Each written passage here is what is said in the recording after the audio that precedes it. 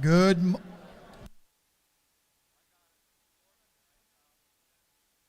Good morning, members. All members will please take their seats. All members, please take your seats. Mr. Clerk, will you ring the bell?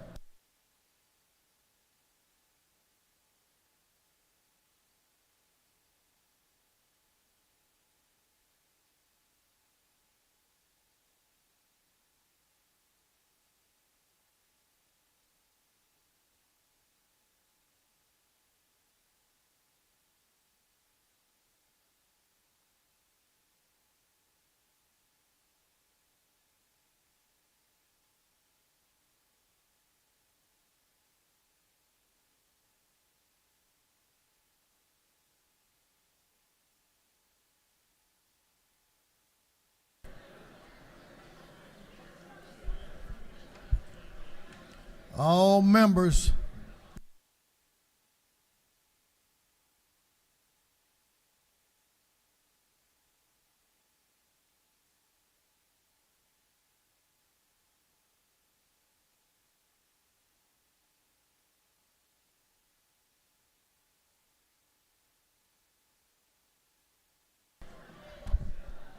We're going to have the morning roll call.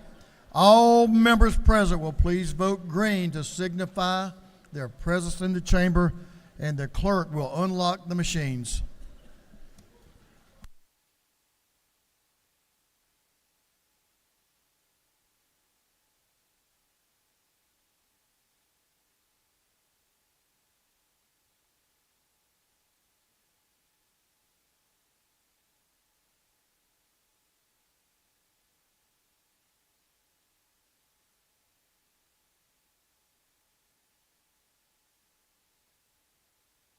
Have all members voted?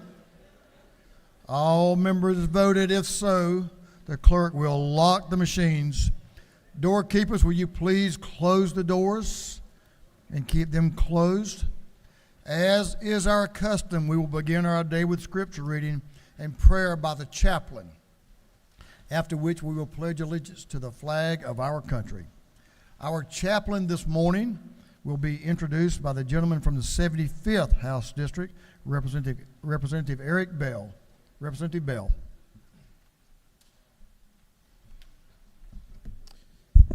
Thank you, Speaker, for this momentous occasion. It gives me great honor, joy, privilege, and every synonym you can think that go along with that to introduce my fellow Morehouse man, my friend, my brother, Reverend Jared Sawyer. Reverend Sawyer has been in clergy more than many of us have been in legislature, serving over 22 years, being ordained at the age of 5. Reverend Sawyer has appeared across the world on national syndications such as BBC's The Child Preacher, all around the world in 50 Faith. He's a recipient of the Trailblazer Leadership Award at Beulah Heights University, keynote speaker at the National NBA Association, keynote speaker at Howard's Paul Dillers Foundation Awards in Washington, D.C., the first recipient of the Youth Services Awards, the 2020 recipient of the National Coalition of Black Participation in the Presidential Leadership Award, and so much more. But he's a God-fearing man, an activist, and a friend, and also a member of Greater Piney Grove under the leadership of Dr. William Flippin, which we both attend. Without further ado, please, Reverend Jared Sawyer.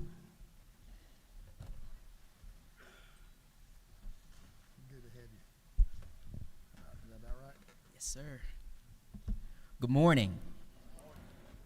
As a preacher who was born and raised in the Baptist church, I'm accustomed to giving honor where honor is due and when honor is due. So I'd like to thank my friend, Representative Eric Bell, for the introduction and for having me as his guest today. I'd also like to give honor to Speaker Burns for allowing me to speak today in these chambers. And finally, to each of you, the esteemed members of the Georgia House of Representatives.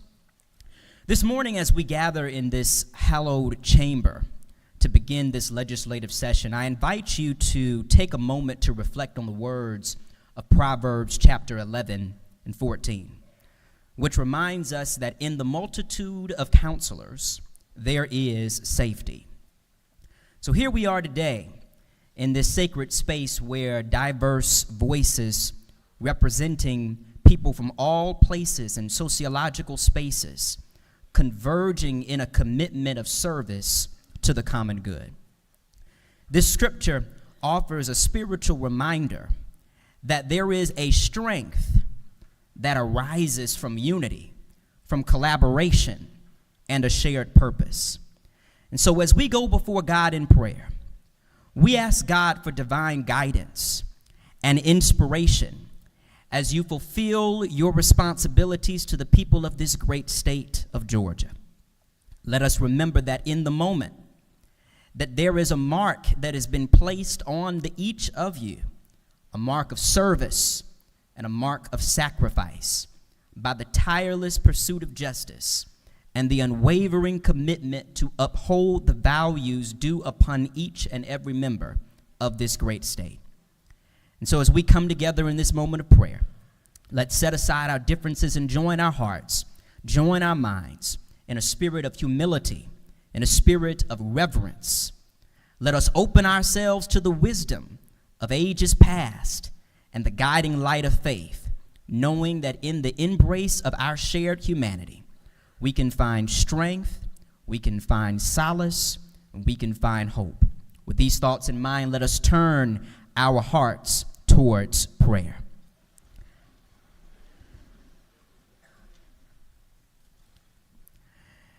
Dear God, as we gather in this sacred chamber, we come before you with grateful hearts, uplifted in gratitude for the opportunity to convene as representatives of the people of Georgia.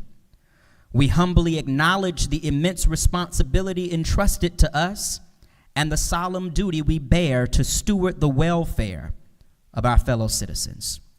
Grant us, O Lord, the wisdom to discern what is just and right, the courage to act with integrity and compassion, and the humility to listen with open hearts to the voices of those we serve. May our actions be guided by principles of fairness, equality, and respect for the inherent dignity of every individual. Bless this assembly with unity and cooperation, that we may transcend partisan divides and work together in harmony for the betterment of our beloved state. Help us to recognize the humanity in one another, to seek common ground, and to approach our deliberations with humility and goodwill. We lift up in prayer those who have come before us, whose sacrifices have paved the way for the freedoms and opportunities we enjoy today. May their legacy inspire us to be worthy stewards of the trust placed in our hands and to uphold the values upon which our state was founded. In this chamber, may we respect and have civility with our guiding principles, fostering an environment where all voices are heard and differing viewpoints are valued.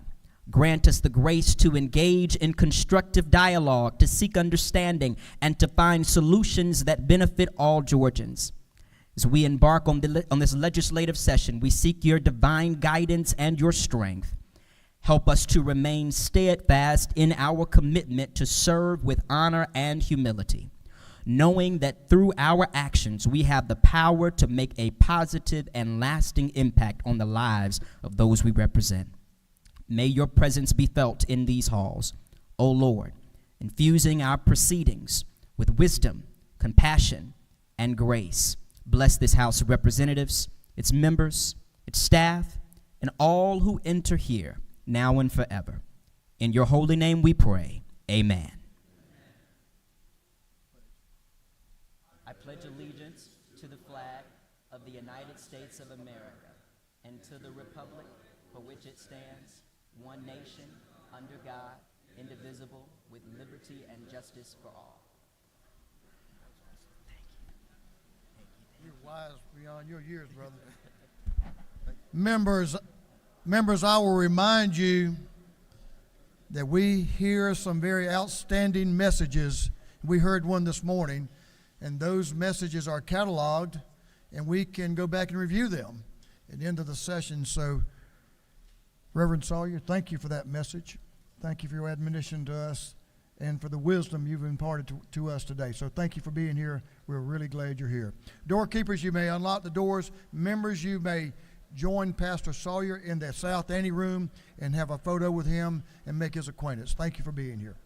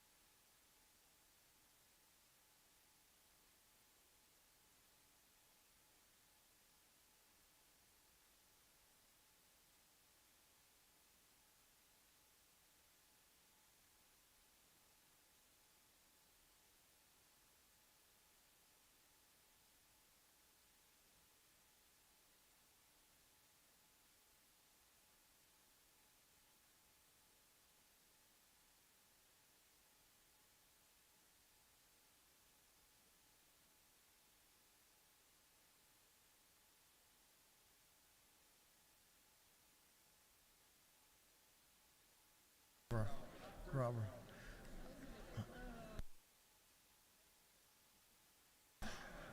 So, members, our doctor of the day today it was invited by Representative Houston Gaines, and it's Dr. Teresa Rohr Kirschgraber. We're glad to have the doctor here with us today. We appreciate her service, and if you get a chance, stop by and say hello.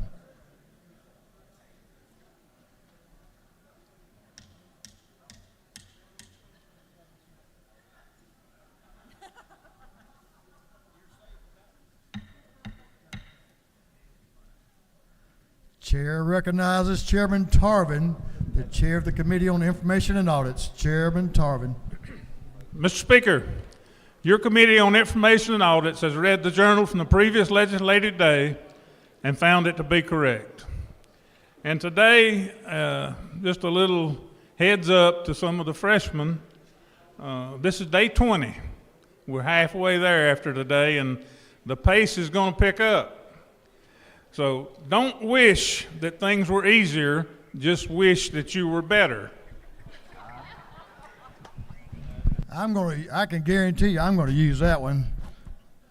So members will understand, I have a backup that was presented to me by Chairman Tarvin for the gavel, and I have a few backups for this backup. So, Chairman Tarvin, the chair of the Committee on Information and Audits, reports that the journal of the previous legislative day has been read and found to be correct. Is there any objection to dispense with the reading of the journal? Chair hears none. State your objection. Mr. Speaker, I object to the reading of the journal, to the dispensing of the reading of the journal.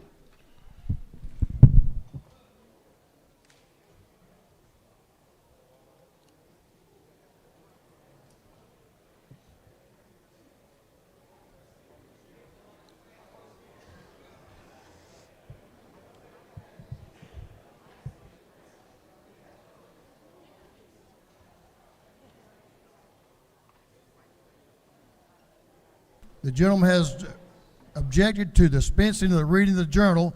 Mr. Clerk, will you ring the bell and let's get our members back in here so we can have a representative vote on this?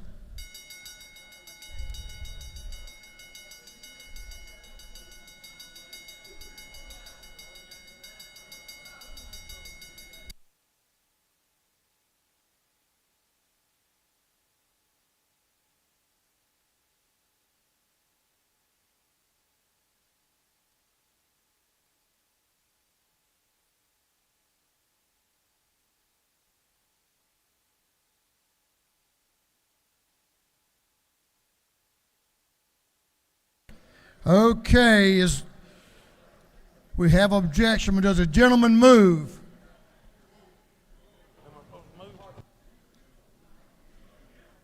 The gentleman moves. So here's our posture. All those in favor of the objection will vote yes. Those opposed will vote no, and the clerk will unlock the machines.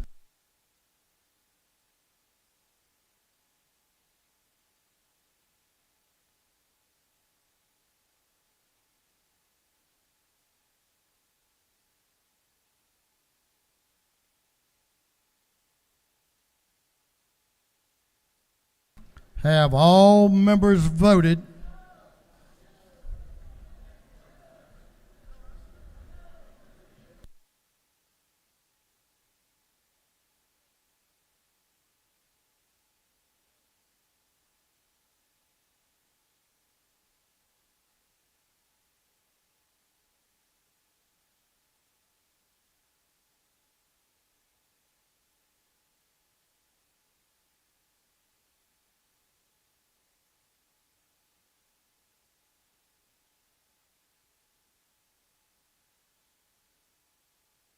Have all members voted? All members voted. If so, the clerk will lock the machine.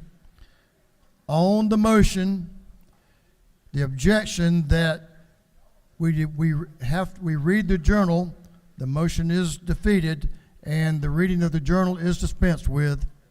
The yeas are 80, 90, what were the yeas? The yeas are 54, the nays were 96. The objection fails. Is there any objection to the confirmation of the journal? Chair hears none, and the journal is confirmed. The clerk will read the resolution establishing the order of business for the day.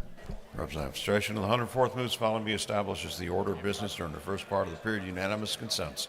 Introduction of bills and resolutions. First reading and reference of House bills and resolutions. Second reading of bills and resolutions. Reports of standing committees. Morning orders. Is there any objection to the adoption of the resolution establishing the order of business for the day? Chair hears none, and the resolution is adopted.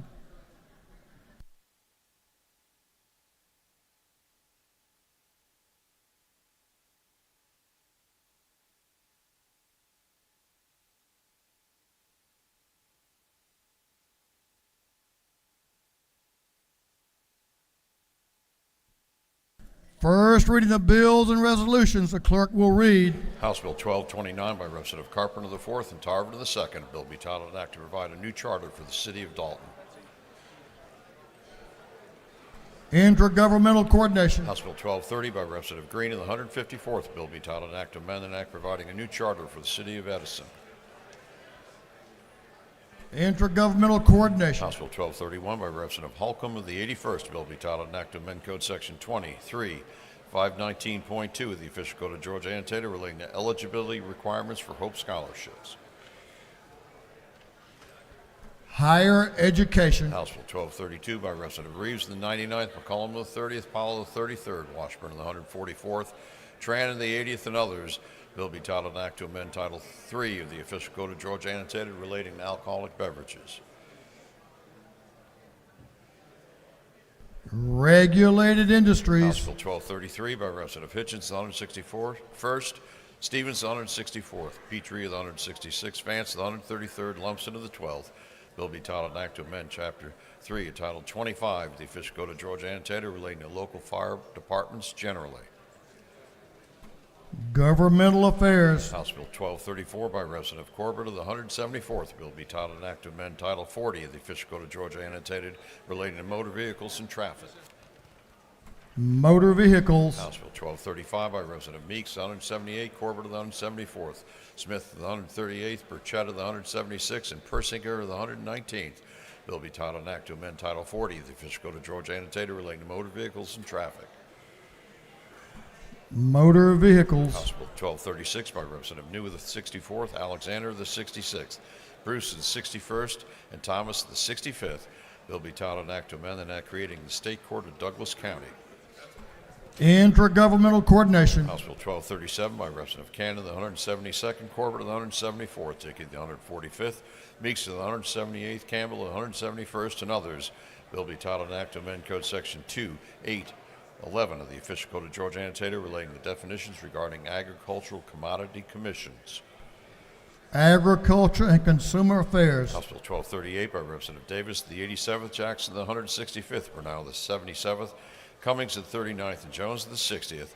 Bill be titled an act to amend Code Section 40.2.86 of the Official Code of Georgia Annotated relating to special license plates. Motor vehicles. House Bill 1239 by Representative Collins, the 71st, Corbett of the 174th, Rhodes, the 124th, Jaspers of the 11th, Dickey, the 145th. Bill be titled an act to amend Title 40 of the Official Code of Georgia Annotated relating to motor vehicles and traffic. Motor vehicles. House Bill 1240 by Representative Reeves, the 99th, Gunner of the 8th, Leverett of the 123rd, Oliver of the 82nd, Evans the 57th, and others. Bill be titled an act to amend Title 11 of the Official Code of Georgia Annotated relating to the Commercial Code. Judiciary. House Bill 1241 by Representative Stone of the 40th, Cummings of the 39th, Alnulowitz of the 42nd. Bill be titled an act to amend an act creating a new charter for the city of Smyrna. Yes, sir. Intergovernmental coordination. House Bill 1242 by Representative Neal of the 79th, Douglas the 78th, Bill of the 75th, Holly of the 116th, Bernal the 77th, and others. Bill be titled an act to create the Clayton County Public Facilities Authority. Intergovernmental coordination. House Bill 1243 by Representative Manulowicz the 42nd, Stoner the 40th, Campbell the 35th, Cummings the 39th, Williams the 37th, and others. Bill be titled an act to amend an act changing the compensation of the clerk of the Superior Court, the sheriff, and the judge of probate court of Cobb County. Intergovernmental coordination. House Bill 1244 by Representative Jones the 25th, Gunner the 8th, Powell the 33rd, Wiedauer the 121st, Hilton the 48th, and others. Bill be titled an act to amend Title IX of the Official Code of Georgia Annotated relating to civil practice. Judiciary. House Bill 1245 by Representative Cummings the 39th, Smith the 18th, Vance the 133rd, Crow the 118th, Neal the 79th. Bill be titled an act to amend Chapter 1 and Title 35 of the Official Code of Georgia Annotated relating to general provisions regarding law enforcement officers. Public safety and homeland security. House Bill 1246 by Representative Manulowicz the 42nd, Stoner the 40th, Campbell the 35th, Cummings the 39th, Williams the 37th, and others. Bill be titled an act to amend an act creating the State Court of Cobb County. Intergovernmental coordination. House Bill 1247 by Representative Leverett of the 123rd, Jones of the 47th, Lemon of the 98th, Rose of the 124th, Hilton of the 48th, and others. Bill be titled an act to amend Title 44 of the Official Code of Georgia Annotated relating to property. Judiciary. House Bill 1248 by Representative Leverett of the 123rd. A bill be titled an act to provide a homestead exemption from Elbert County School District ad valorem taxes. Intergovernmental coordination. House Bill 1249 by Representative Leverett of the 123rd. A bill be titled an act to provide a homestead exemption from Elbert County ad valorem taxes. Intergovernmental coordination. House Bill 1250 by Representative Leverett of the 123rd. A bill be titled an act to provide a homestead exemption from Elbert County School District ad valorem taxes. Intergovernmental coordination. House Bill 1251 by Representative Leverett of the 123rd, Abstration of the 104th, Burchett of the 176th, Gunner of the 8th, Smith of the 18th. Bill be titled an act to amend Code Section 15.6.30 relating to travel expenses of judges of the Superior Courts. Judiciary. House Bill 1252 by Representative Scott of the 76th, Davis of the 87th, Schofield of the 63rd. Bill be titled an act to amend Chapter 12A, Title 31 of the Official Code of Georgia Annotated relating to smoke-free air. Public and community health. House Bill 1253 by Representative Anderson of the 10th, Green of the 154th, Jackson of the 128th, Corbett of the 174th, Houston of the 170th, and others. Bill be titled an act to amend Part 1 of Article 2, Chapter 8 of Title 50 of the Official Code of Georgia Annotated relating to regional commissions. Governmental affairs. House Bill 1254 by Representative Draper of the 90th, Hughley of the 141st, Rahman of the 97th, Miller of the 62nd, Nulowitz of the 42nd, and others. Bill be titled an act to amend Chapter 2 of Title 21 of the Official Code of Georgia Annotated relating to elections and primaries generally. Governmental House affairs. Bill 1255 by Representative Jones of the 60th. Bill be titled an act to amend Code Section 5.6.42 of the Official Code of Georgia Annotated relating to procedure for preparation and filing of transcript of evidence. Judiciary. House Bill 1256 by Representative Parks, 107th, Roberts, the 52nd, Holcomb of the 81st, Clark of the 108th, and Hughley of the 141st. Bill be titled an act to amend Chapter 2 of Title 21 of the Official Code of Georgia Annotated relating to primaries and elections generally. Governmental affairs. House Bill 1257 by Representative Kendrick of the 95th, Stevens the 164th, Evans the 57th, and Holcomb of the 81st. Bill be titled an act to amend Chapter 10 of Title 10 of the Official Code of Georgia Annotated relating to the Seed Capital Fund. Economic development and tourism. House Bill 1258 by Representative Kendrick and the 95th. A bill be titled an act to amend Chapter 40 of Title 43 of the Official Code of Georgia Annotated relating to real estate brokers and salespersons. Judiciary. House Bill 1259 by Representative Moptahana of the 17th, Gullett of the 19th, Cannon of the 172nd, Daniel of the 117th, Hilton of the 48th, and others. Bill be titled an act to amend Part 1 of Article 16 of Chapter 1 of Title 10 of the Official Code of Georgia Annotated relating to registration and use of trademarks and service marks. Creative arts and entertainment. House Bill 1260 by Representative Gaines of the 120th, Jones of the 47th, Burchett of the 176th, Dickey of the 145th, Smith of the 18th, and others. Bill be titled an act to amend Title II of the official code of Georgia annotated relating to agriculture. Regulated Industries. House Bill 1261 by Representative Lumsden to the 12th, Powell of the 33rd, Corbett of the 174th, and Prince of the 132nd. Bill be titled an act to amend Titles 40 and 44 of the official code of Georgia annotated relating to motor vehicles and traffic. Motor Vehicles. House Resolution 1084 by Representative Rhodes of the 124th, Corbett of the 174th. A resolution honoring the life of Mr. Clarence Lee Mutt Rhodes Jr. and dedicating an interchange in his memory.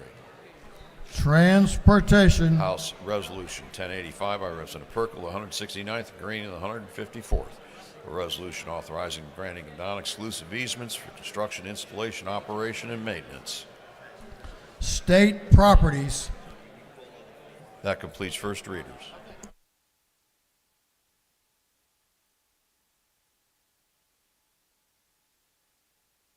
Second reading of bills and resolutions. The clerk will read. House Bill 1218 by Representative Leverett of the 123rd, Wade of the 9th, Gunter of the 8th, Oliver of the 82nd, Evans of the 57th. A bill relating to general provisions relative to probate. House Bill 1219 by Representative Silcox of the 53rd, Stevens of the 164th, Holland of the 54th. A bill relating to general provisions relative to state, county, and municipal road systems. House Bill 1220 by Representative Rhodes of the 124th, Williams of the 148th, Corbett of the 174th, Jones of the 25th, Houston of the 170th, and others. A bill relating to jurisdiction, powers, and duties generally of the Public Service Commission. House Bill 1221 by Representative Smith of the 18th, Cox of the 28th, Franklin of the 160th, Wiedauer of the 121st, McDonald of the 26th. A bill relating to student attending school and system other than the system of the student's residence. House Bill 1222 by Representative Tran of the 80th, Owl of the 50th, Park of the 107th, Hong of the 103rd, Byrd of the 20th. A bill relating to holidays and observances. House Bill 1223 by Representative Leverett of the 123rd, Petrie of the 166th, Prince of the 132nd, Jackson of the 128th, Adesanya of the 43rd. A bill to amend the Georgia Soil Amendment Act of 1976. House Bill 1224 by Representative Fleming of the 114th, Scoggins of the 14th, Dempsey of the 13th, Mathiak of the 74th, Dickey of the 145th, and others. A bill relating to tuition equalization grants at private colleges and universities. House Bill 1225 by Representative Martin of the 49th, Jones of the 25th, Hilton of the 48th. A bill relating to joint county and municipal sales tax. House Bill 1226 by Representative Hilton of the 48th, Townsend of the 179th, Mathis of the 149th, Jones of the 25th, Ridley of the 22nd, and others. A bill relating to compulsory attendance. House Bill 1227 by Representative Thomas of the 65th. A bill relating to criminal trespass and damage to property. House Bill 1228 by Representative Smith of the 18th. A bill relating to general provisions for public works bidding. House Resolution 1067 by Representative Chastain of the 7th, Burns of the 159th, Ridley of the 6th, Hatchett of the 155th, Jaspers of the 11th, and others. A resolution honoring the life of Mr. Mike Gibbs and dedicating a road in his memory. House Resolution 1083 by Representative Gamble of the 15th, Gollett of the 19th, Jones of the 25th, Townsend of the 179th, Dubnick of the 29th, and others.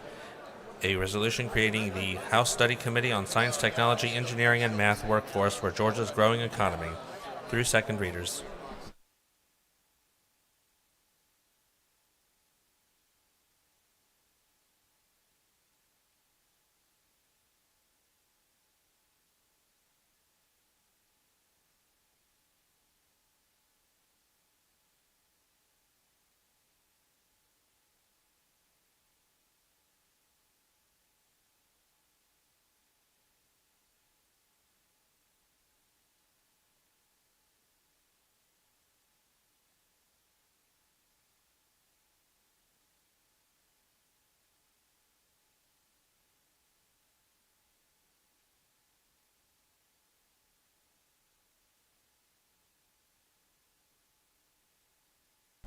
Reports of standing committees. The clerk will read. Representative Hawkins of the 27th District, Chairman of the Committee on Health, submitted the following report. Mr. Speaker, your Committee on Health has had under its consideration following bills of the House and Senate and has instructed me to report the same back to the House. Following recommendations: House Bill 546 do pass, House Bill 1072 do pass, Senate Bill 76 do pass, House Bill 745 do pass by substitute, Senate Bill 348 do pass. Respectfully submitted, Representative Hawkins, the 27th District, Chairman. Representative Jesse Petrie of the 166th District, Chairman of the Committee on Human Relations and Aging, submitted the following report. Mr. Speaker, your Committee on Human Relations and Aging has had under its consideration following bill of the House. Instructed me to report same back to the House with the following recommendations. House Bill 1078 do pass. Respectfully submitted, Representative Jesse Petrie of the 166th District. Chairman.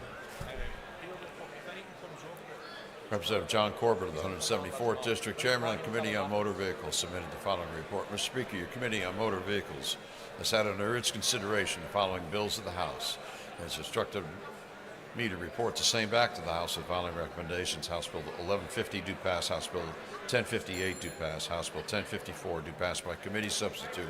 Respectfully submitted, Representative John Corbett of the 174th District. Chairman. Representative Alan Powell of the 33rd District, Chairman of Committee on Regulated Industries, submitted the following report. Mr. Speaker, your Committee on Regulated Industries has had under its consideration the following bills of the House. Instructed me to report the same back to the House with the following recommendations. House Bill 473 do pass by committee substitute. House Bill 575 do pass by committee substitute. House Bill 793 do pass. House Bill 843 do pass. House Bill 904 do pass by committee substitute. Respectfully submitted, Representative Alan Powell of the 33rd District. Chairman. That completes the reading of the reports of standing committees.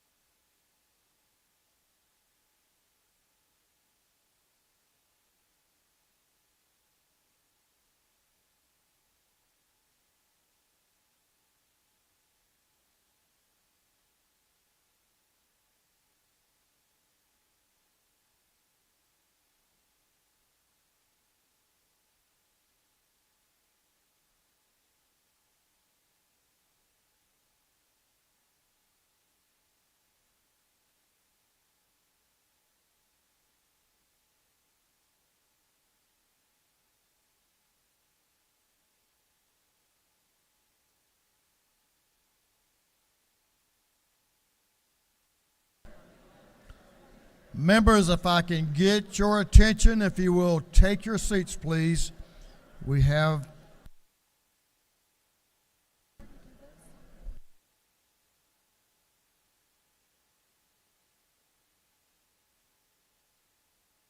do have an invite resolution this morning, but first, we're not quite ready for that yet, so we'll begin our morning orders.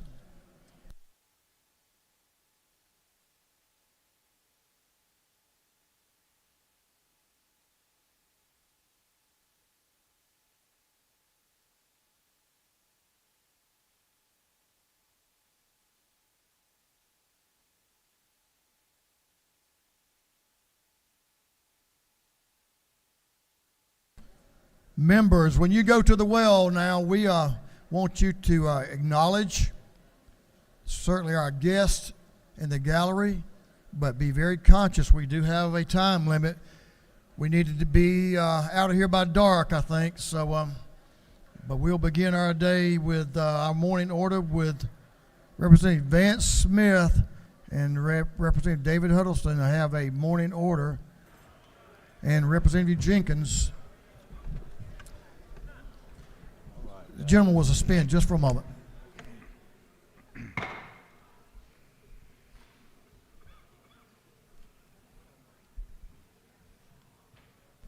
Members, please take your seats, or the alternative is take your conversations into the anteroom. It's a much better gathering place than creating this abundance of confusion you're creating.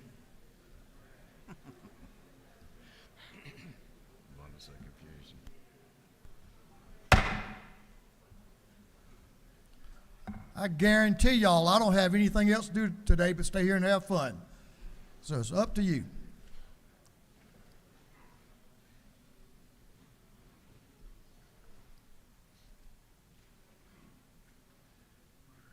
Representative Smith, you're recognized along with your friends for a very important morning order. Thank you, Mr. Speaker. We, the three of us, we do want to say we're quite honored. It is Kia Day at the Capitol. Kia is in District 138, which I have the honor of representing. That's in Troup County.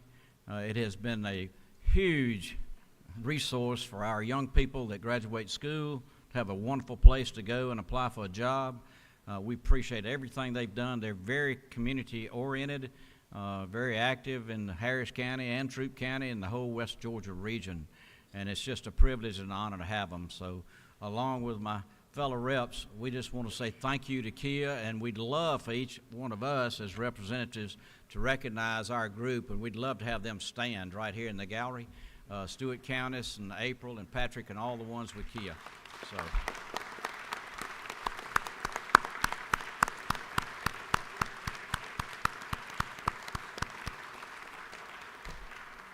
We're the number one state to do business for 10 years in a row, and I have to tell you that Kia is at the top of that list for making us and giving us that title, so we're very appreciative of what they do. And they're going to be around all day. I hope you meet some of them in the hall. There's a little get-together tonight from 5 to 7 at the College Football Hall of Fame. So I hope you take a minute, come by, say hello, greet them, welcome them to the state capitol, and thank you all very much for what you do for us. Yes, sir. Representative Smith, did you say that's the first EV that was manufactured in Georgia that's outside this building? Is that correct? That's correct. They're on the street. If you'll go out and look at them, EV9 is going to be produced right there at Kia West Point, and at the same time, they will also be building the combustible engine at the same time. So I've got to tell you, it's high-tech. They do a wonderful job with it. They make a wonderful vehicle. Take a moment when you go across the CLOB and glance in the cars that they have out there in the street. So it's great, Mr. Speaker, and I really appreciate the time you've given us today to recognize them. Beautiful vehicles. Thank you, Kia, for what you do for our state, and welcome to the People's House. We're glad to have y'all. Come back anytime. Chairman Chokus is recognized for a morning order. You have about a minute, Chairman Chokus. Take your time. I don't want you to.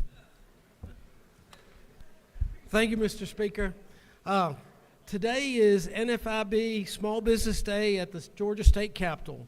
The National Federation of Independent Businesses was founded in 1943, and for over 80 years, NFIB has given small business owners a voice in shaping public policy on issues that affects their business.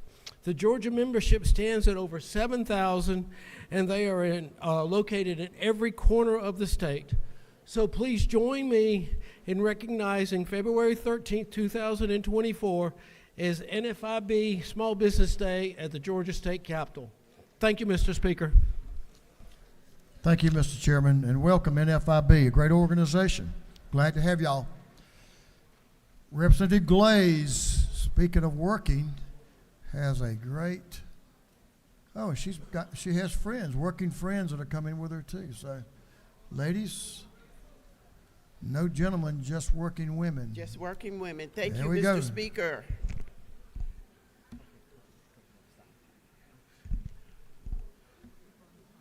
Today, the People's House would like to recognize and commend Georgia's working women for their contribution toward building strong families and supporting Georgia's economy. We have them with us in the gallery, if they would stand.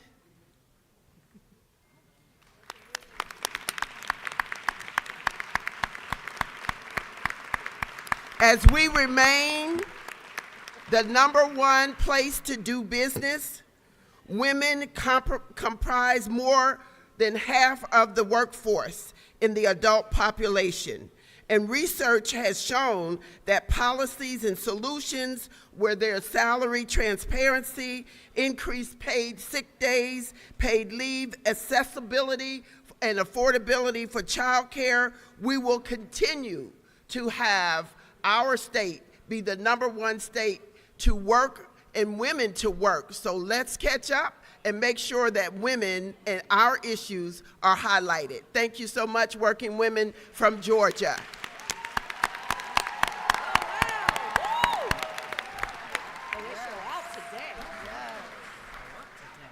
Welcome to the People's House. Appreciate what y'all do, no doubt about it.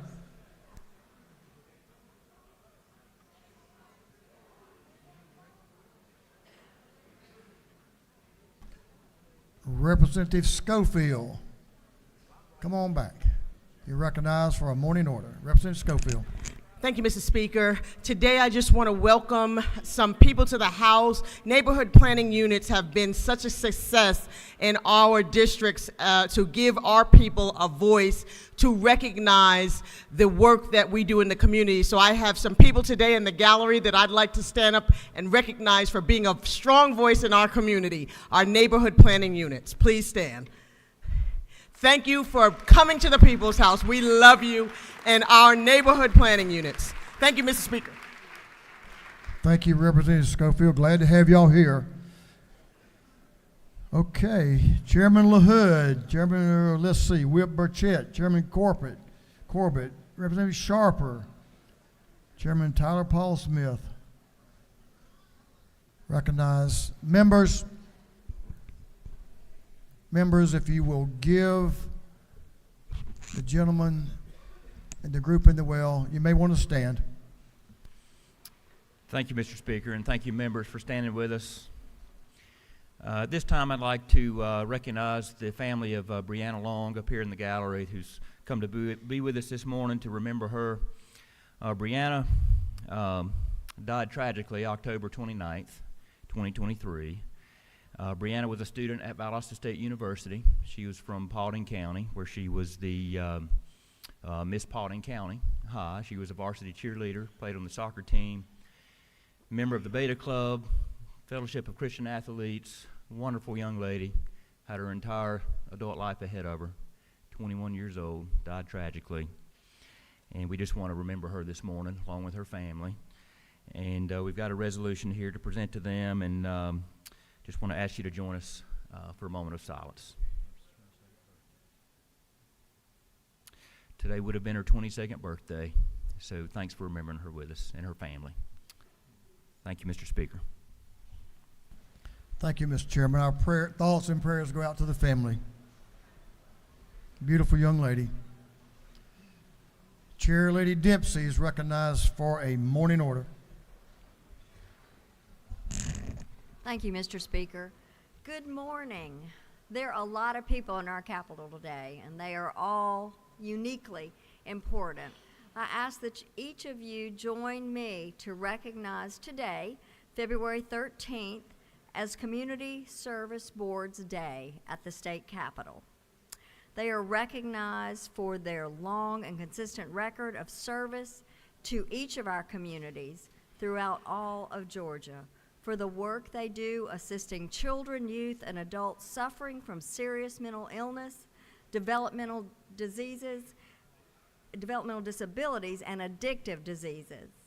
I stand with a grateful heart for the work that each of you do every single day with tremendous impact that improves the quality of life for these very vulnerable Georgians. Thank you for meeting individuals with diversified needs with high quality, cost-effective, life-giving care. If you would please rise and let us recognize you and thank you.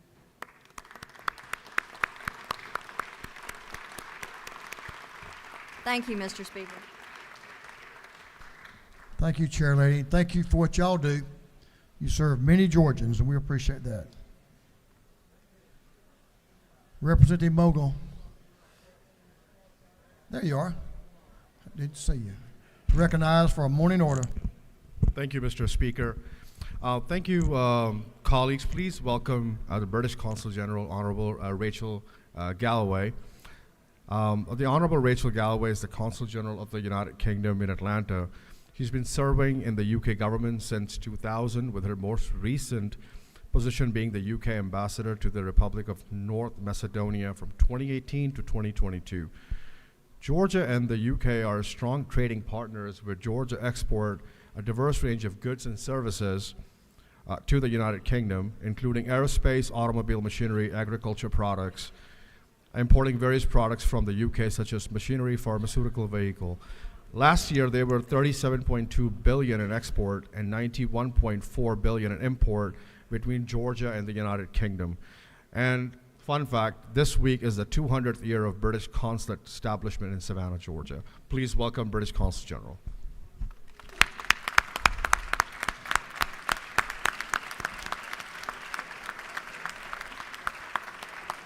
Welcome. We're excited that you're here. We celebrated Georgia Day yesterday, and we appreciate the partnership our countries have had over the many, many years. Thank you for being here. Could we take a photo? Representative Jenkins is recognized for a morning order.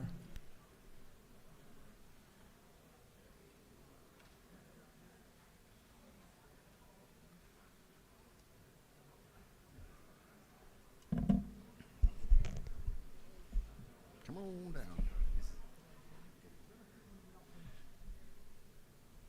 Need to wait till he's done, I guess. No, you go ahead.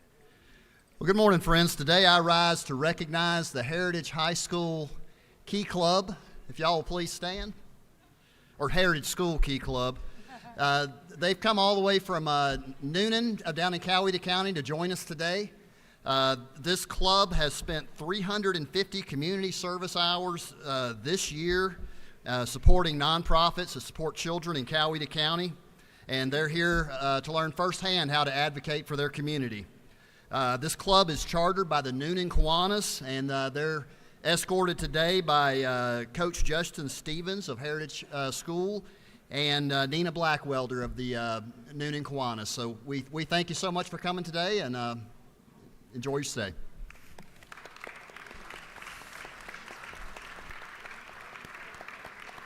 Thank you all for being here. It's important that you're here, and we're really proud that y'all here, and congratulations. Representative Trey Kelly. Okay, listen up to this one, guys. It's a good one. Thank you, Mr. Speaker. It's my honor to welcome a great group of athletes from the 16th District up in the gallery with us. We have the Cedartown High School Game Day cheerleaders who are the state champions this year in game day cheerleading. They've accomplished that after only 2 years as a program, came in third place last year, and then ultimately won the state championship this year. They had their competition the day after we finished our special session, so I had a chance to go watch them perform, and I can tell you what they do is just amazing. I know I'm very proud of them, and our whole community in Cedartown is proud of them. So if you'll just help me recognize our CHS Game Day cheerleaders, your state champions for 2024. They're up in the gallery. If y'all please stand and let us all recognize y'all.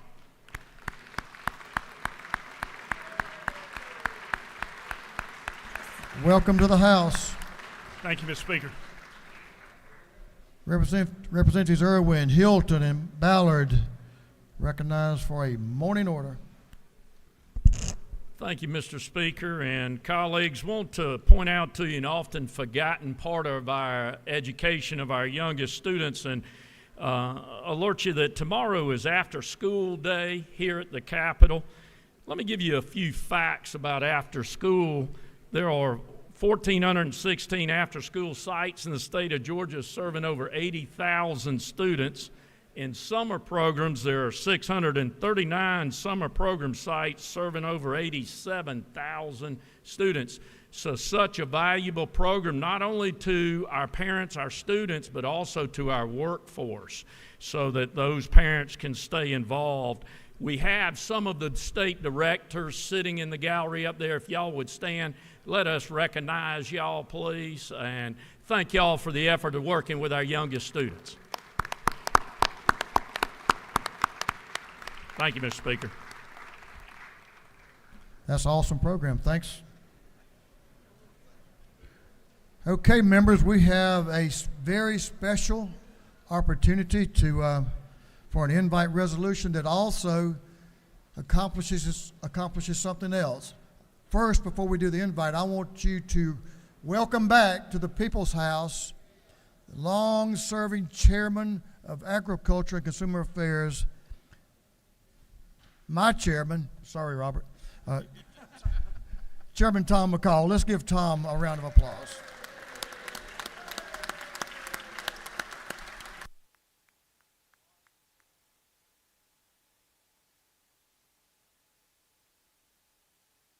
Mr. Clerk, will you read the caption to House Resolution 913?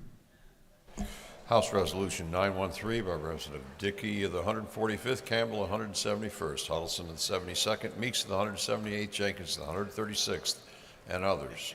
A resolution recognizing February 13, 2024 as Georgia Farm Bureau Federation Day at the state capitol. I'll now recognize the chairman of the Committee on Agriculture and Consumer Affairs, Chairman Dickey. You have big shoes to fill, brother. You've done a good job at it, too. Here you go. Well, Mr. Speaker, thank you. And Tom McCall, my ag chairman for my whole career here, too. So, but today is Farm Bureau Day, and many of you will see hundreds of them in the hallway at your office. I hope you'll greet them. Such a great organization, and it gives me great pleasure to introduce the president of Farm Bureau, Tom McCall, and his lovely wife, Jane. And many of you know she's no stranger. And Tom was elected to State's House in 1994 and served ag chairman, I think, for 14 years. I've been a Farm Bureau member for my whole career as I came back to the farm, and it's just absolutely the best farm grassroots organization in the country. It's not only here in Georgia, but it's in every other state. And I'm just thankful for Farm Bureau. I hope many of you engage with them on a local level in each one of the counties that you represent. So it's got a great resolution. Thank you, Mr. Speaker, for having the Farm Bureau here today. Tom, come to the podium.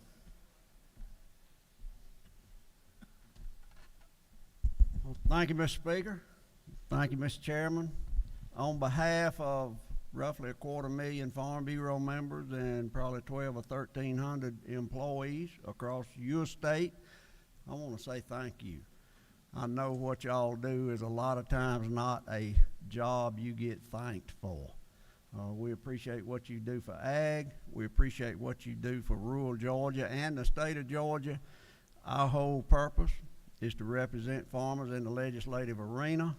Y'all are the legislative arena, and that's what we do. We have around 600 people here today. I want to invite each and every one of y'all to the depot at dinner time if y'all want some good food and to meet with people that live in your district. This morning we have my first Vice President, Mr. Daniel Johnson from Pierce County, Middle Georgia Vice President, Mr. Ralph Caldwell from over in Heard County, and I just want you to know how much I appreciate y'all. I appreciate you being yourself. I appreciate you not ever forgetting where you come from. And I appreciate my good friend, the speaker, who was my suite mate for a while, and his chief of staff, who was my seat mate right back there where Doc and Buddy DeLoach sit. I sat right, the only place I sat in 26 years was right there, and right there where Jody Lott sits. So thank y'all very much for what you do. We look forward to working with you. And I got him. What? I'm getting orders from my boss who always does that. Robert, thank you for everything you do. Okay, all right. I appreciate y'all. Appreciate what you do for us.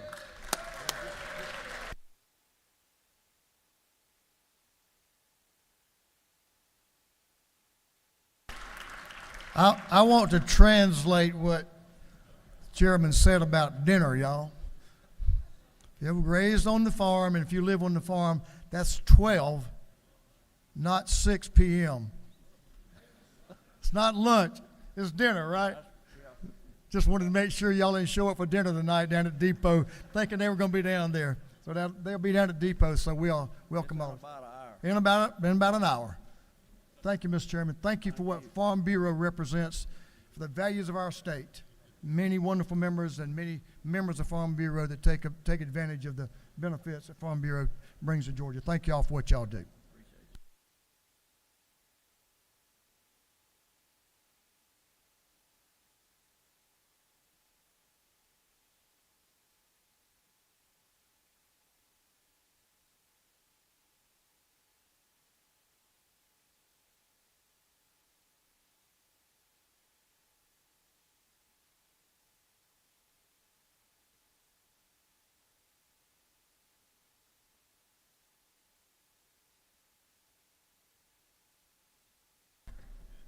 You have a birthday tomorrow, is that right there, Chairman McCall? You have a birthday tomorrow? Happy birthday, by the way. A little bit early, a little bit early. Representative Lim is recognized for a morning order. Thank you, Mr. Speaker. It is New Americans Day at the Capitol, and I wanted to welcome the New Americans as well as the Coalition of Refugee Service Agencies here. About 1 in 8 Georgia workers are foreign-born, and that includes myself as well as colleagues in both parties. Many of them are here today. If they would stand up, if they aren't already standing up. And I personally wanted to thank you for being here, for taking part in our democracy in a way that so many of us in our ancestral countries would never ever be able to do because we weren't born into it or hold the wrong views. In this way, I also want to recognize that what is a right for all of us is something that is both deeply held as a privilege as well as something that can be quite daunting because of the power that it holds both when it is there and when it is absent.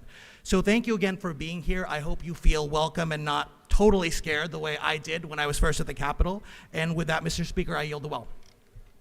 Thank you, and a great group to recognize. Thank you for doing that. Representative Anderson, recognize. Oh, you're going to bring Chairman Gunther with you? Yes, sir. He's a good man. Chairman Gunther and Representative Anderson are recognized. Let me repair the microphone here. Thank you, Mr. Speaker. Colleagues, today I would like to recognize a group we have here today that came all the way down from the farthest, most northeast nether regions of the state of Georgia. We have a group from Rabun County. I believe they're over here to my right. If y'all stand up and let us recognize you. We've got 22 people total, mostly students from Rabun County High School, Tallulah Falls, and Rabun Gap Nacoochee School, both the high school group and the Forward Rabun Youth Leadership Group, along with Mr. Rick Story and Mr. Justin Shook. They're chaperones today. So if y'all will help me in welcoming them to the People's House. Thank you. Absolutely. Welcome. Glad to have y'all. Come back soon.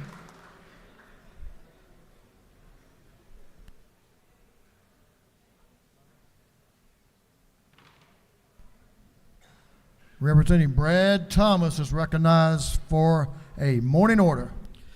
Thank you, Mr. Speaker. Today is Engineers Day at the Capitol. I'd like to thank the American Council for Engineering Companies for putting this together. Engineers combine creativity, ingenuity to make the innovations of Georgians enjoy every day. With 23,590 active licensed professional engineers in Georgia, the industry contributes almost $8.7 billion to our state annually and employs 34,000 people throughout the industry. Their work ensures that we have clean water, reliable power, safe buildings, durable roads and bridges. We have several engineers in the gallery today. If they'd please stand up so we can acknowledge them for everything that they do for our community. Thank you, Mr. Speaker. With that, I yield the well.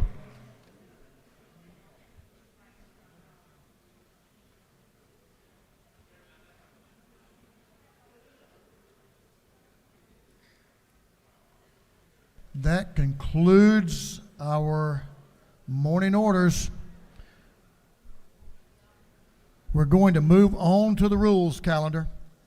Move on to the rules calendar.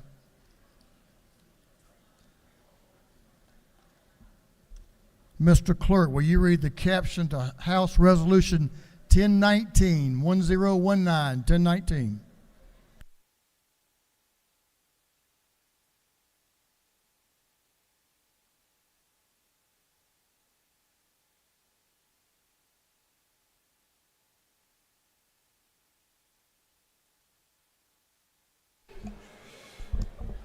House Resolution 1019 by Representative Saints of the 180th, Jaspers the 11th, Ridley the 22nd, and others, a resolution supporting increased protections for America's borders and for other purposes. This resolution having been referred to the Committee on Public Safety and Homeland Security, that committee recommends that this resolution be adopted. Before I recognize Chairman Saines to present the bill, in his wisdom, the Rules Committee has allowed us to debate this question pursuant to House Rule 33.3. Time will be allocated to those and to the presenter, the chairman, to sponsor we have a minority report, and we have folks signed up to speak in favor of and opposed to the proposition. So with that, we will get it started. We'll ask Chairman Saines to present the bill.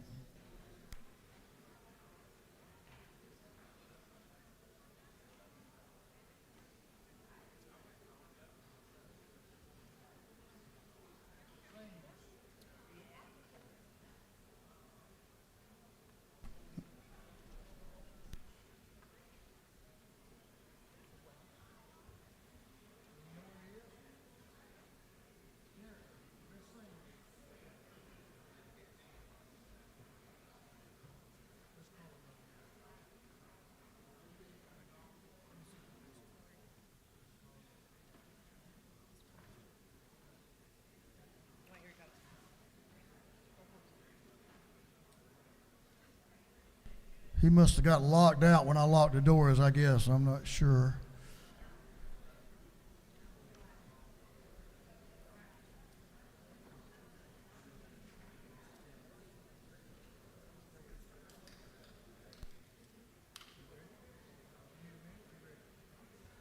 Chairman Saines is recognized to present House Resolution 1019.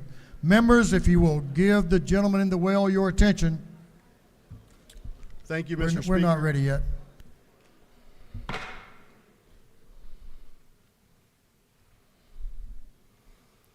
Thank you, Mr. Speaker. We're not ready yet. Okay. That ante room is empty. I can see it. So if you've got conversations going on in the chamber, you need to take them to the ante room. Or members, take your seats.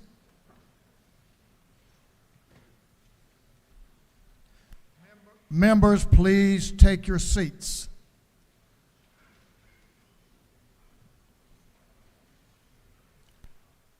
Chairman Saines. Thank you, Mr. Speaker. Thank you, members on the floor. House Resolution 1019 is a simple bill that makes clear that Georgia is leading where our federal government is failing.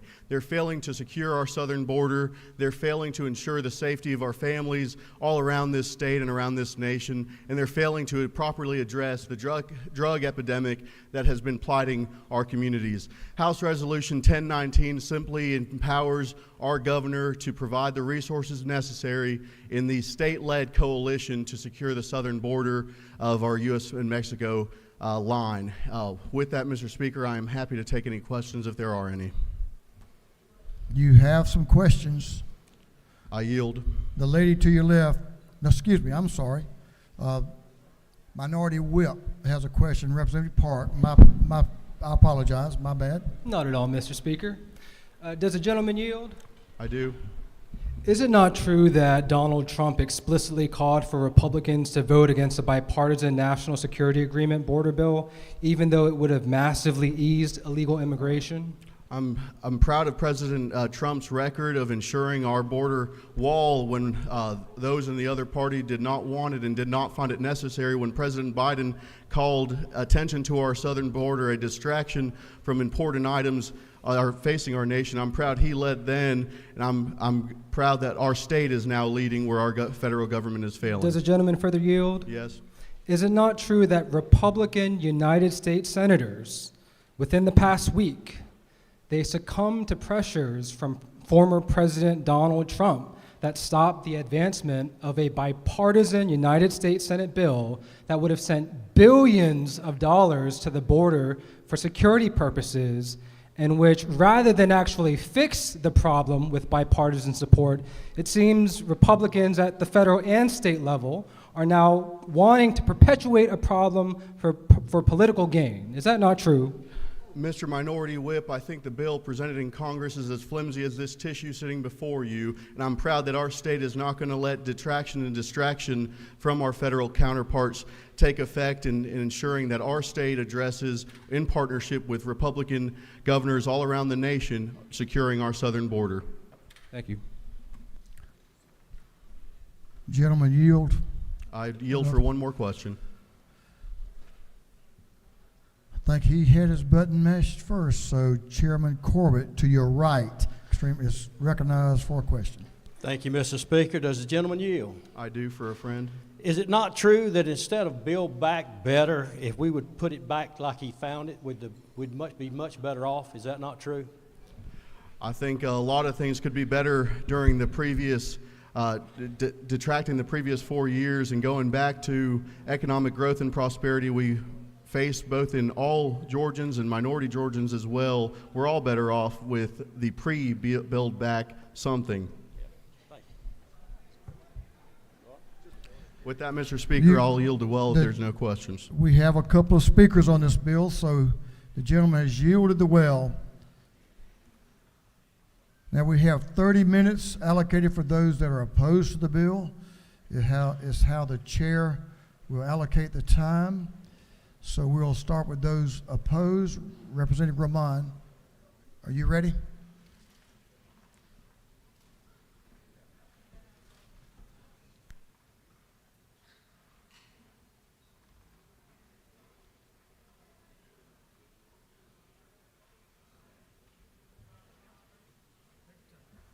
The lady is recognized. Thank you, Mr. Speaker. Colleagues, today I rise before you in strong opposition to House Resolution 1019. I'm an immigrant. I am somebody who came to this country when I was 7 years old, and my parents and I have been living in Georgia ever since. This was all the way back in 2001. We were incredibly lucky, and the key word here is lucky, that we were not snagged by an inefficient immigration system that we have not been fixing for decades. There are people that I personally know that have come around the same time that I have or before us that were not as lucky. They have been doing everything right, just like we try to do everything right, and because they happen to be assigned to the wrong agent, happen to be assigned to the wrong office, happen to be assigned to a different judge, they're in a very, very different immigration status than mine. These are people that I love. These are people that I know. And instead of working to ensure that they no longer have to constantly live in stress and fear about what the next week is going to bring and focus on contributing to the communities that they love and have thrived in, we're worried about messaging for our mailers this election cycle. Because here's the reality. Unlike the overwhelming majority of people in this chamber, I've actually worked on projects related to the border. Does that surprise you? It shouldn't. And as somebody who's done work related to the border, I can tell you and assure you that contrary to what you heard from this well right here, 10 million people are not flooding across our borders. It's physically not possible. Literally not possible. What we see at our borders is not what you guys are seeing on TV. Because remember, and we see this all the time in our profession, I can watch one part of a screen and completely ignore everything else. I can edit videos to make things look better or worse than they actually are. But here's what I did see at the border. That was a problem that was fixed. We had unaccompanied children coming to the border that were being trafficked. Right? And you know what this administration did at the very beginning? They fixed that problem. It was the first time a child didn't die in our custody in 4 years.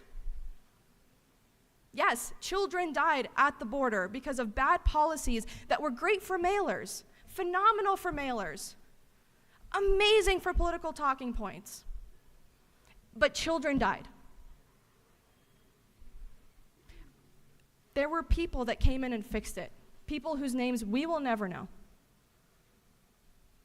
So instead of talking about that, instead of recognizing, hey, things have become incredibly inefficient and dangerous and we need to fix it, we've seen deals on the table that, I'll be honest with you, were deals that I am completely opposed to.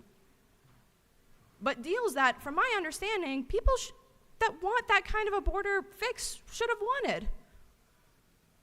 Instead, they rejected it. Time and time and time again. But I will tell you this. We are not going to fix our fentanyl crisis. We're not going to fix our immigration crisis. We're not going to fix our quote-unquote border crisis if we continue down this path. Because the other thing about this resolution specifically that concerns me, in addition to the fact that it tends to restate facts that are incorrect, is the fact that it is leading us down a dangerous road as it relates to our Constitution, as it relates to the separation of powers, as it relates to our responsibility as a state versus as a country. I know that sometimes we end up so caught up in our political atmosphere that we forget there are real implications, both legal and other implications for real people. But these things are real. When we start talking about mobilizing the National Guard in certain states against federal agents, that should be concerning. What precedent are you setting? Imagine for 5 seconds that a different political party than your own controlled the state that you care about, which is this one. And imagine that they had done that. Everybody would be rightfully up in arms. There is a reason we have the separation of powers. There's a reason we have this delineation of responsibility. And if we continue down this road, if we continue to scapegoat people who all they want to do is provide for their families, who back in the day used to come here, work on our farms, and then go home because the border allowed for that, because our immigration system allowed for that. Now they can't do that. And they are forced to choose between providing for their families or letting them starve. And we have to choose, as business owners and as farm owners, to either let our crops die and not provide the services we promised our customers, or we can fix this problem. So I hope, sincerely hope, that for a lot of you, you will rethink this resolution. I think it's dangerous. I think that it might be great for politics, but I think it's bad for people. Thank you, Mr. Speaker. I yield the floor. The lady has yielded. Representative Jasmine Clark is recognized to speak to the bill.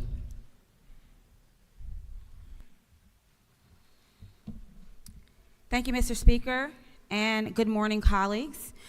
Today I rise to speak to the people who constantly find themselves, their families, and their communities in the crossfire of political warfare. When I ran for the Georgia State House of Representatives, I ran to support state policy that improves the quality of life for all Georgians.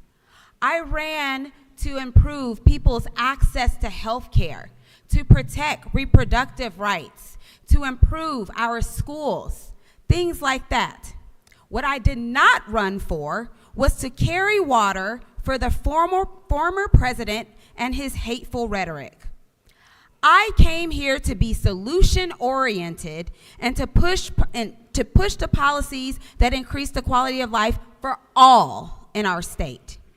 That is why I cannot support a resolution today that attempts to prop Donald Trump up as some sort of hero.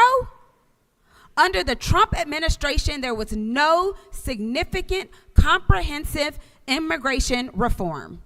Only talks of building walls and profiling anyone with brown skin or a Spanish-sounding name as possibly being undocumented and likely being a criminal.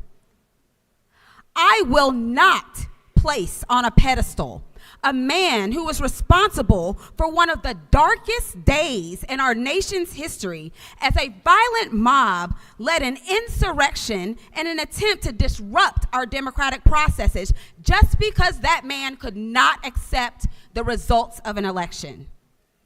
Instead of this resolution, I will point out that the people in Congress that are more interested in actually solving the problem than kissing the ring of Trump have come up with bipartisan immigration reforms. Is it everything that I want? Absolutely not. However, it is a compromise that gives a little and takes a little, but it is more than what this resolution that we are voting on today provides. And this bipartisan bill, ironically, is supported by the U.S. Border Patrol Union. And to be clear, this union, this group of people, these are the same people that actually supported Trump in 2020. Even they say that this bipartisan deal is a good thing. So instead of voting for this resolution, which doubles down on hatred and divisiveness and elevates Trump as some sort of savior and will undoubtedly be used for campaign purposes to prop up MAGA Republicans and attack Democratic candidates like myself, I will highlight and support bipartisan, solution-oriented proposals that will actually get the job done. And with that, Mr. Speaker, I yield the well.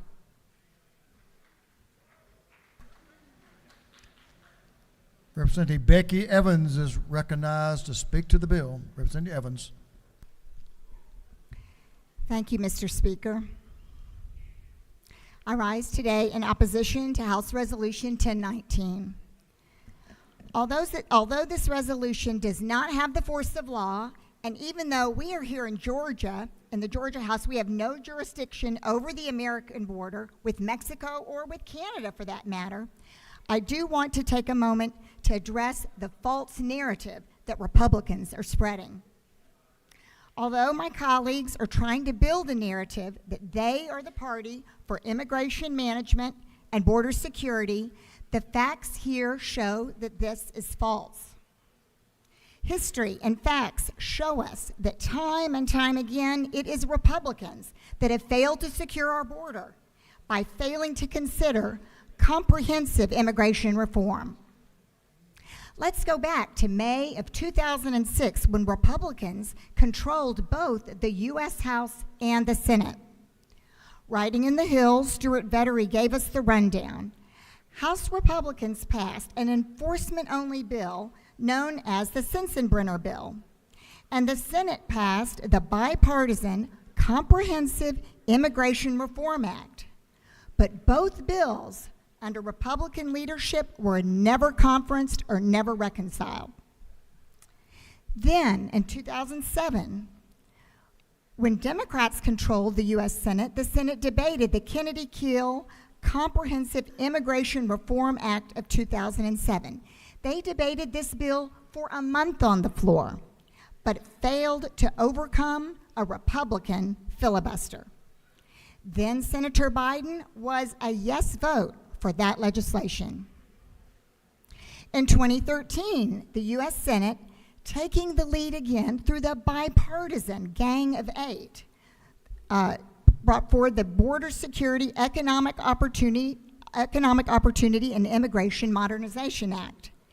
This was a massive and comprehensive bill with 67 votes, but the Republican-controlled House refused to take it up.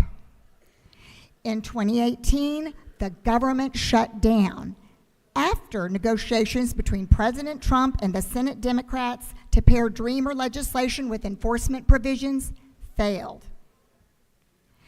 There were several opportunities for securing the border, none of which compares to the most recent debacle that we just witnessed when President Biden requested funding for American allies facing the gravest wars and threats to their very existence, along with border security measures. Border security measures that included asylum reform, border wall funding, emergency border authorities, $48 million for fighting fentanyl trafficking, and asylum work eligibility. But Republicans said no. Now let's focus on what this resolution is asking us to do. We can all get behind increasing protection for Americans' borders and ending illegal immigration and smuggling and ending this fentanyl crisis. We cannot, however, support donating Georgia's resources to another state without sufficient consideration and debate. This resolution is not the path we should take legally or politically or practically. Congressional Republicans have said, as you just heard, we can't support funding for Ukraine before we secure our borders. And Democrats said, let's deal. You've heard that this was a big conversation between Democrats to say, are we going to do this? But Democrats did say, let's deal. And over the last 4 months, a bipartisan group of U.S. senators negotiated a thorough and conservative approach to border security. but yielding to demands from former President Trump, who apparently doesn't see the illogic in trying to blame Democrats for the situation at the border, while blocking efforts undertaken by Republicans and Democrats to fix the situation as the American people want and deserve. While the MAGA base may not notice that it is Trump and the Republicans that just blocked a solution, the rest of the American public will. Congressional Republicans do unfortunately appeal to non-action versus taking action in the face of Trump's dictates, which keep us gridlocked when we should be working for the good of the people. In this latest deal, President Biden led on border security. The U.S. Republicans failed the American people. This act will do nothing to secure the border, and I urge you to vote no on this resolution. Mr. Speaker, I yield the well. The lady has yielded the well. Representative Park Cannon is recognized to speak to the bill. Thank you, Mr. Speaker. Estoy aquí en contra de esta medida y les pido que les voten en contra. ¿No sabes lo que estoy diciendo? Por eso no sabes lo que haces. Estoy orgullosa de ser una georgiano que habla español y ama a los hispanohablantes. Es por eso que hoy estoy pidiendo para expresar mis condolencias a los georgianos que ven cómo se utiliza el gobierno como agente de xenofobia. A mis compañeros les pregunto, ¿cómo llegó a esta familia aquí? ¿Cómo? Por inmigrar. Estimados ciudadanos de Georgia, es esencial que sepa son valoradas y respetadas y en esta tierra que todos llamamos hogar. Nadie merece vivir con miedo o ser perseguido por quienes son. Todos merecen una vida libre de persecución y discriminación. El acto de cruzar hacia la seguridad y la libertad es un derecho humano fundamental y refleja los valores fundamentales de lo que América representa. En nuestro país, damos la bienvenida a aquellos que buscan un futuro mejor, anhelando paz y oportunidades para ellos y sus seres queridos. La diversidad es nuestra fuerza y juntos construimos comunidades más fuertes y prósperas cuando abramos nuestras diferencias. Es crucial recordar que la migración es una historia compartida con muchos en esta nación y es parte de lo que nos hace grandes. En este momento crucial debemos unirnos en solidaridad para apoyar y proteger a aquellos que buscan seguridad y refugio. Nuestro compromiso con la justicia y la compasión exige que extendamos una mano amiga a aquellos necesidades, independientemente de su origen o procedencia. So I ask you today, did anyone understand what I just said? There might be a few who understood, who might speak Spanish in here. But for those of you who did not understand, I ask you to vote no, because you do not understand of which you are putting forward this measure today, and I yield the well. The lady has yielded the well. Representative Campbell is recognized to speak to the bill. Representative Campbell. Thank you, Mr. Chairman. Colleagues, this morning I stand at the well to oppose H.R. 1019, a disrespectful piece of legislation that not only sows political and cultural division, but is chock full of blatant campaign rhetoric, which is against the rules of this chamber, and misleading information about a serious fentanyl crisis. Not only is this resolution anti-American, it is loaded with hateful, anti-public safety, anti-government, and anti-legal immigration policies. By taking 535 immigration actions over its first 3 years, I'm proud to share that our President Biden and his administration has already outpaced the 472 immigration-related executive actions undertaken in all 4 years of the former president's term.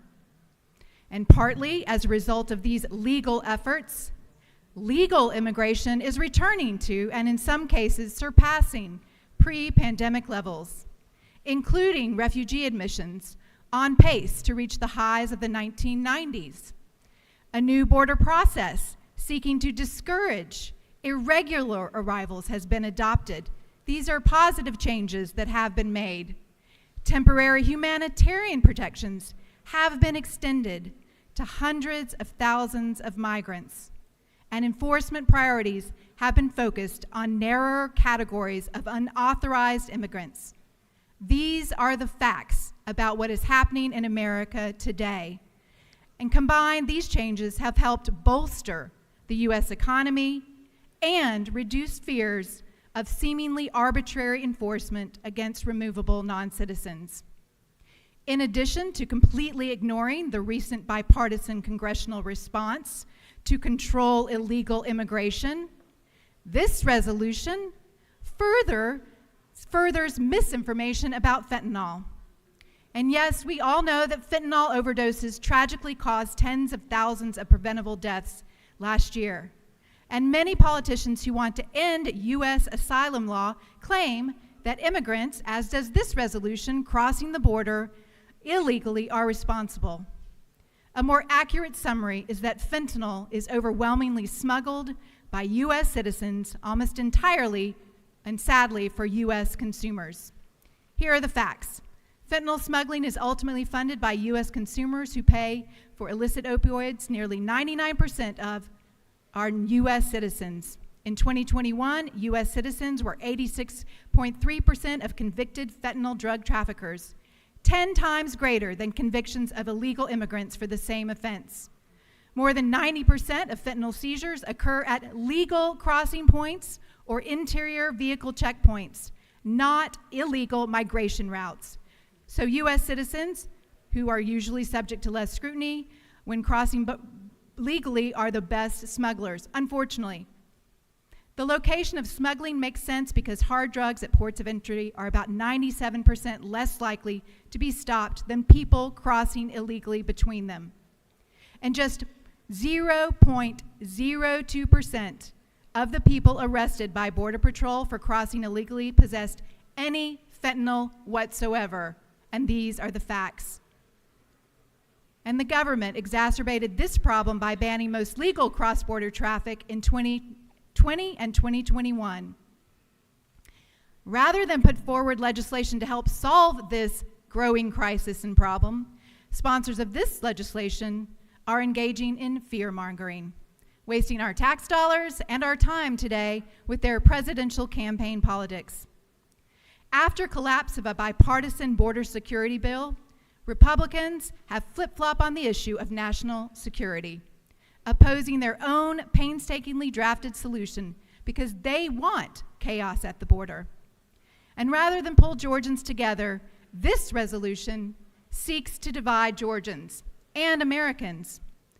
And on this new American Day at the Capitol, I want to reassure our newly immigrated citizen guests today that you are welcome here in this chamber. Georgians, sponsors of this bill, could have spent their time wisely contacting their elected representatives in D.C. and encourage passage of the bipartisan Senate bill instead of publishing this resolution. And finally, I want to share a little of my personal story. I was born in El Paso, and with personal family experiences from the Texas border. And this is another area of the immigration story that is being overlooked in this resolution. Most businesses and coalitions in Texas support legal immigration. And new research from the economic contributions of immigrants in El Paso was released this year by Texans for Economic Growth, a statewide 145-plus member business coalition powered by the American Immigration Council in partnership with the Borderplex Alliance and the Texas Association of Business, which underscores the crucial role that legal immigrants play in Texas's sixth largest city. And from the report, they state, El Paso has always been a city of immigrants.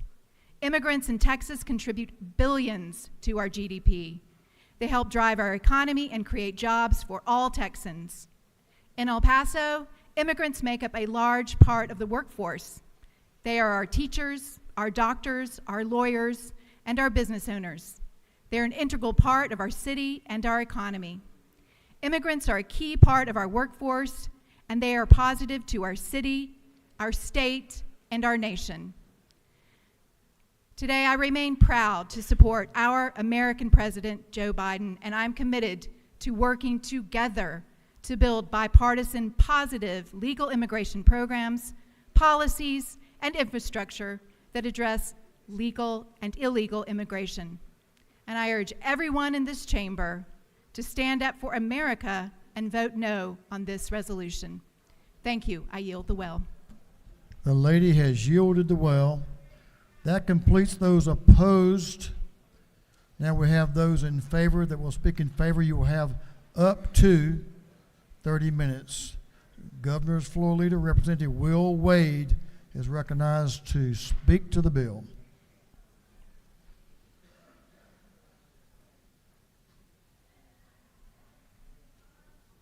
Representative Wade.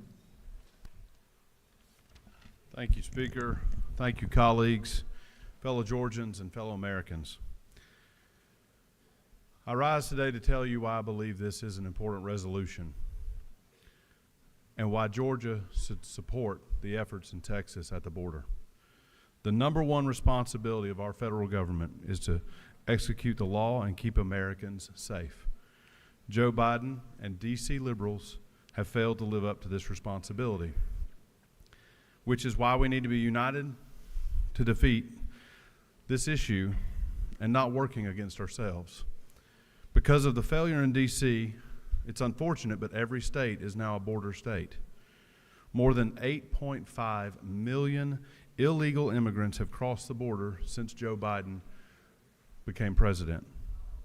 Governor Kemp has visited the border 5 times and spent time with our National Guard troops stationed there. These are our fellow Georgians, folks. The Georgia National Guard has maintained a continuous presence at the at the U.S. southern border in Texas since 2019, which also includes a senior officer, one of our very own major generals, currently conducting aerial surveillance of the southern border, which allows us to cover more ground and notify Border Patrol agents of any illegal activity to help in the effort to do what? To execute the law. Under Governor Kemp, Georgia joined the American Governor's Border Strike Task Force, a task force that was created because the federal government has failed to do its job. This is formed to increase collaboration, improve intelligence, invest in analysis, combat human smuggling, and to stop drug flow in our states. Governor Abbott and the state of Texas has Georgia's full support. States have a right of self-defense. These are some of the threats that we are now dealing with as state legislators in this state and in other states across this country. The deadly drugs seized at the border just in November of 2023, over 1,700 pounds of fentanyl, nearly 16,000 pounds of methamphetamines. 169 people on the terror watch list were encountered at the southern border just in fiscal year 2023, an all-time record high. Fentanyl seizures just in Georgia due to the borders not being secured. In 2022, fentanyl seizures totaled 13,063 grams and 2,541 pills were seized. That's what we seized. What's still out there, folks? In 2023, those seizures totaled 20,251 grams to 7,000 gram increase, and additionally 991 pills were seized. This is a national security issue, folks. This is bigger than just immigration. This is about the safety of our children and our grandchildren and our future generation. I support Governor Kemp in his effort, and we must make sure that we send a resounding message that we believe in the rule of law and that we want to protect our fellow Georgians and Americans. Thank you, sir. Gentleman has yielded well. Chairman Jaspers is recognized to speak to the bill.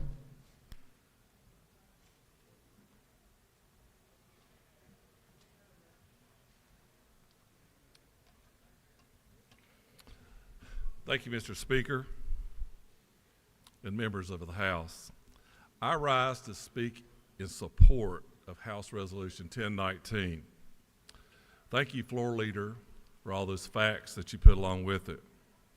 I'm proud to support our governor, who stood with 12 other governors 2 weeks ago recently in support of Greg Abbott, the governor of Texas, in defense of their border.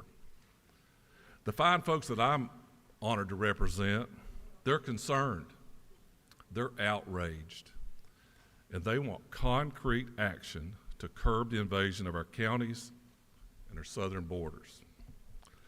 It is a fact that millions of people have crossed our border illegally in the past few years. The Biden administration has stood by as cartels and others have human trafficked an untold number of immigrants, putting many of them in modern-day slavery. These cartels have also been an unbelievable pipeline of illegal drugs and toxic drugs that have killed people in your community and mine. My concern was very concreted the other day when I saw a video of who I felt were very military-looking Chinese men walking into our country. They were joined by Middle Eastern men who were certainly not from Central America. The current administration has turned a blind eye to what these illegal immigrants might do to our country. I can foresee untold sleeper cells that will attack our country, create new gangs in our state, and further push drugs into our community. As the resolution clearly states, Texas has the right in our national constitution to protect their border. By them protecting their border, they protect our country and our state from the scourge of illegal drugs, slavery, and whatever it brings with it. I, like most of the people in this room, as a descendant of an immigrant, a legal immigrant that came here to be a part of something great. And as my constituents have no problems with legal, logical immigration policy that maintains a secure border, I will agree they need to do reform in D.C. But I want to say again, I recognize and support Governor Kemp in his actions to support our neighbors in Texas and assist them in protecting our nation's border and our state. Thank you, Mr. Speaker. I yield the well. Gentleman has yielded the well. Chairman Petrie, you're recognized to speak to the bill.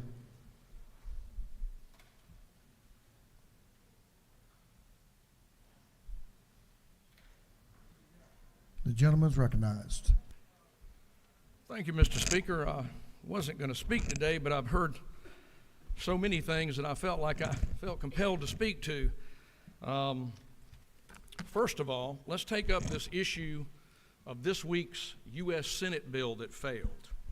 All right, first of all, I want everyone here to recognize something. You can Google this if you like. Section 212F of the Immigration and Naturalization Act. My friends, the President of the United States already, today, right now, has absolute authority to restrict or suspend entry into the United States by proclamation. Okay? Just look that up. This is an issue I'm pretty knowledgeable of. My friends, first of all, if you really believe passing a new bill to try to keep illegal immigrants out of this country would be enforced by the Biden administration, well, you're living in fantasy land, because they're ignoring all of our illegal immigration bills today. Having said that, let me tell you more about this bill. The bill in the Senate that failed due to Republicans rightly ignoring it, first of all, it was a complete hoax. And what it did was expand the authority to allow bureaucrats to award asylum without even using judges. There's a multitude of reasons. You can look at the funding, how little was really about immigration, and how much of it was moreover about the borders of other nations across the globe. So let's just get our facts straight on that. There's been some comments made about national security. I want to mention to you, I just sat there at my desk Googling, looking up a few things. 3 recent articles. These are all from February. Pakistani illegal immigrant on the terror watch list.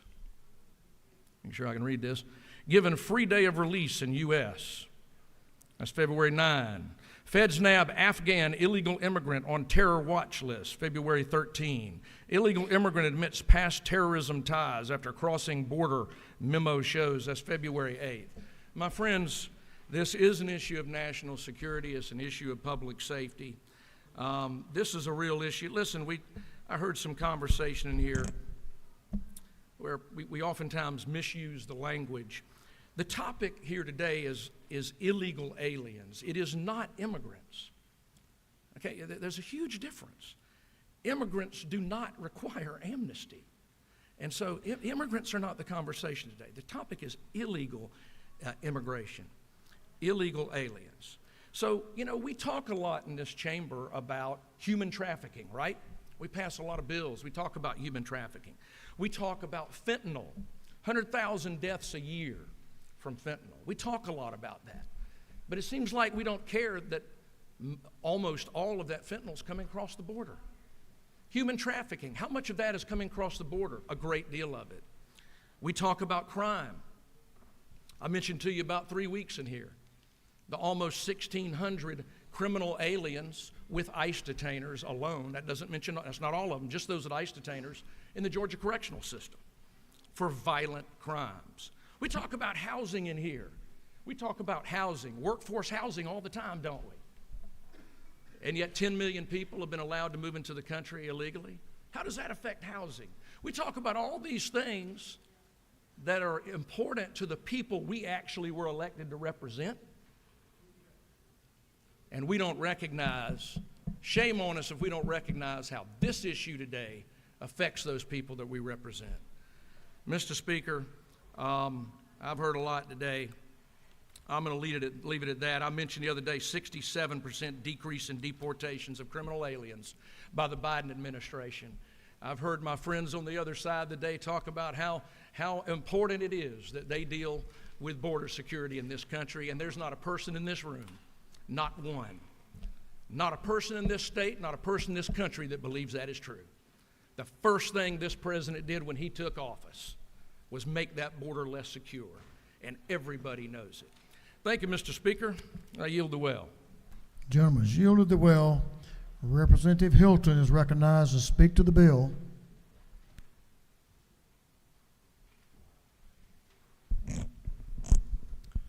Thank you, Mr. Speaker.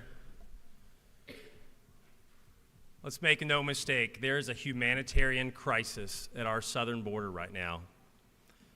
And this is the direct result of the Biden administration's actions. Day one, trying to end Remain in Mexico, beginning a catch and release policy. They are actually fighting against states' efforts, Texas's efforts to implement policies to secure our border. A nation without borders is not a nation at all. It places Georgia citizens at risk. It places all of us at risk. There's been a lot of talk about Congress. Congress has passed all the laws they need. We just need an administration who is willing to actually enforce the laws that we already have in place and not work against them. There's been talk about fentanyl.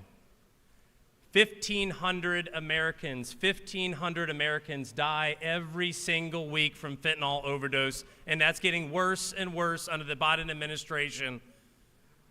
Everyone in this room has been touched by it. My family had family members in the state of Ohio, 18-year-old young man, bright future, football player, incredible student, took a bad dose one night, overdosed on fentanyl, is now dead. It touched our family. It touches all of our families here in this room today. But this is a bipartisan issue. There should be no debate on this. This became an issue when mayors of Chicago, mayors of New York, mayors of every major city across our country have reached out to the Biden administration and said, stop, reverse it. What are you doing? This is harming us and our citizens. Democratic cities have woken up to the issue and said enough is enough. But why is this important to us in this room here today? We live in one of the most diverse, greatest states in this country. I have the distinct honor of representing one of the most diverse districts in our state. My district is comprised of hardworking Asians, Indians, Hispanics who have all come to Georgia and done it the right way. And what the Biden administration is doing is a slap in the face to them who have come here and done it the right way. And I urge you to vote yes on House Resolution 1019. Thank you, Mr. Speaker. Gentleman has yielded the well. Chairman Carpenter is recognized to speak to the bill. Thank you, Speaker. I'm sick and tired of this crap. I'm going to vote for this resolution because the federal government continues to wet the bed at the border. It is ironic that the Democrats at the federal level have decided to make a deal on this issue when in fact there was a deal 7 years ago on the table that would allow the DACA students in this state a pathway to citizenship, and they chose not to take it because they did not want to protect the southern border. Neither side on this issue wants to solve it. I have been working tirelessly for 5 years on legislation to educate these individuals. So federal government, fix the border, and my friends in this room, help me show these individuals that we see your value and that we know Georgia's a better place with you. Protect the border. Gentleman has yielded the well. Representative Martinez is recognized to speak to the bill. Thank you, Mr. Speaker. To quote my colleague, I'm sick of this crap. All right. I wasn't. We have some rules on our language, so let's keep it where it should be. All right, take it. I wasn't ready to come speak to this bill today, but you don't want to get a Latino fired up. Very, very impressive, Representative Cannon. I know Spanish too, but I'm not going to pander to my community. I respect this body. I respect the state. And in this country, we speak English. My parents came here from Cuba. You guys know. I take this very personal. Many years ago when I was a boy. And I support immigrants. My parents waited in line to get that green card to follow the American dream. I was born in Puerto Rico. You guys know that. They did it legally. Legally. I love my immigrants. I got a lot of immigrants, including my family, including friends, but they're here legally. Legally. Let me tell you what's going on the border right now. Just in the month of December, you guys remember back in the day, I'm sure you all know, the Mario boat lift, Mario, Cuban folks came from Cuba in Miami. I was a young boy when those Mario boat lift Cubans came, boats 90 miles from Cuba to Key West, 100,000. That was a wave. That was huge back in the day. That was huge for the Miami-Dade County community. You know what the numbers are now? Just in October of 2023, just in 1 month, 240,000, just in 1 month, encounters at the border. November, 242,000. Remember, Cuba, in a span of years, 100,000. In December, we broke an all-time record. December, 2 months ago, 302,000. 202,000 illegally. Now, I'm going to tell you something. These are not my Latino friends that are the only ones that are coming in that border. These are not the only ones. These are not the Hispanic population. We got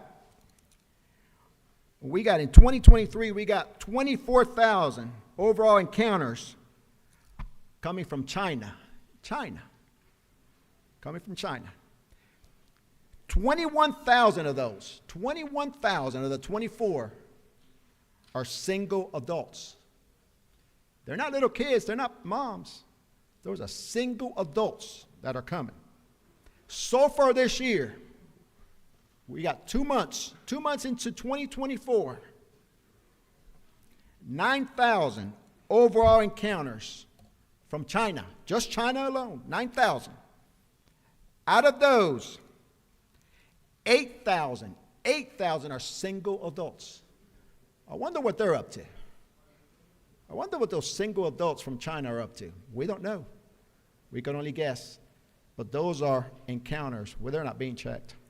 Mr. Speaker, I come up here. I wasn't ready to speak, but I come up here in support of House Resolution 1019 because let me tell you, as a Latino, have been for over 50 years, I speak to my friends. You know who's for that? You know who's against illegal immigration?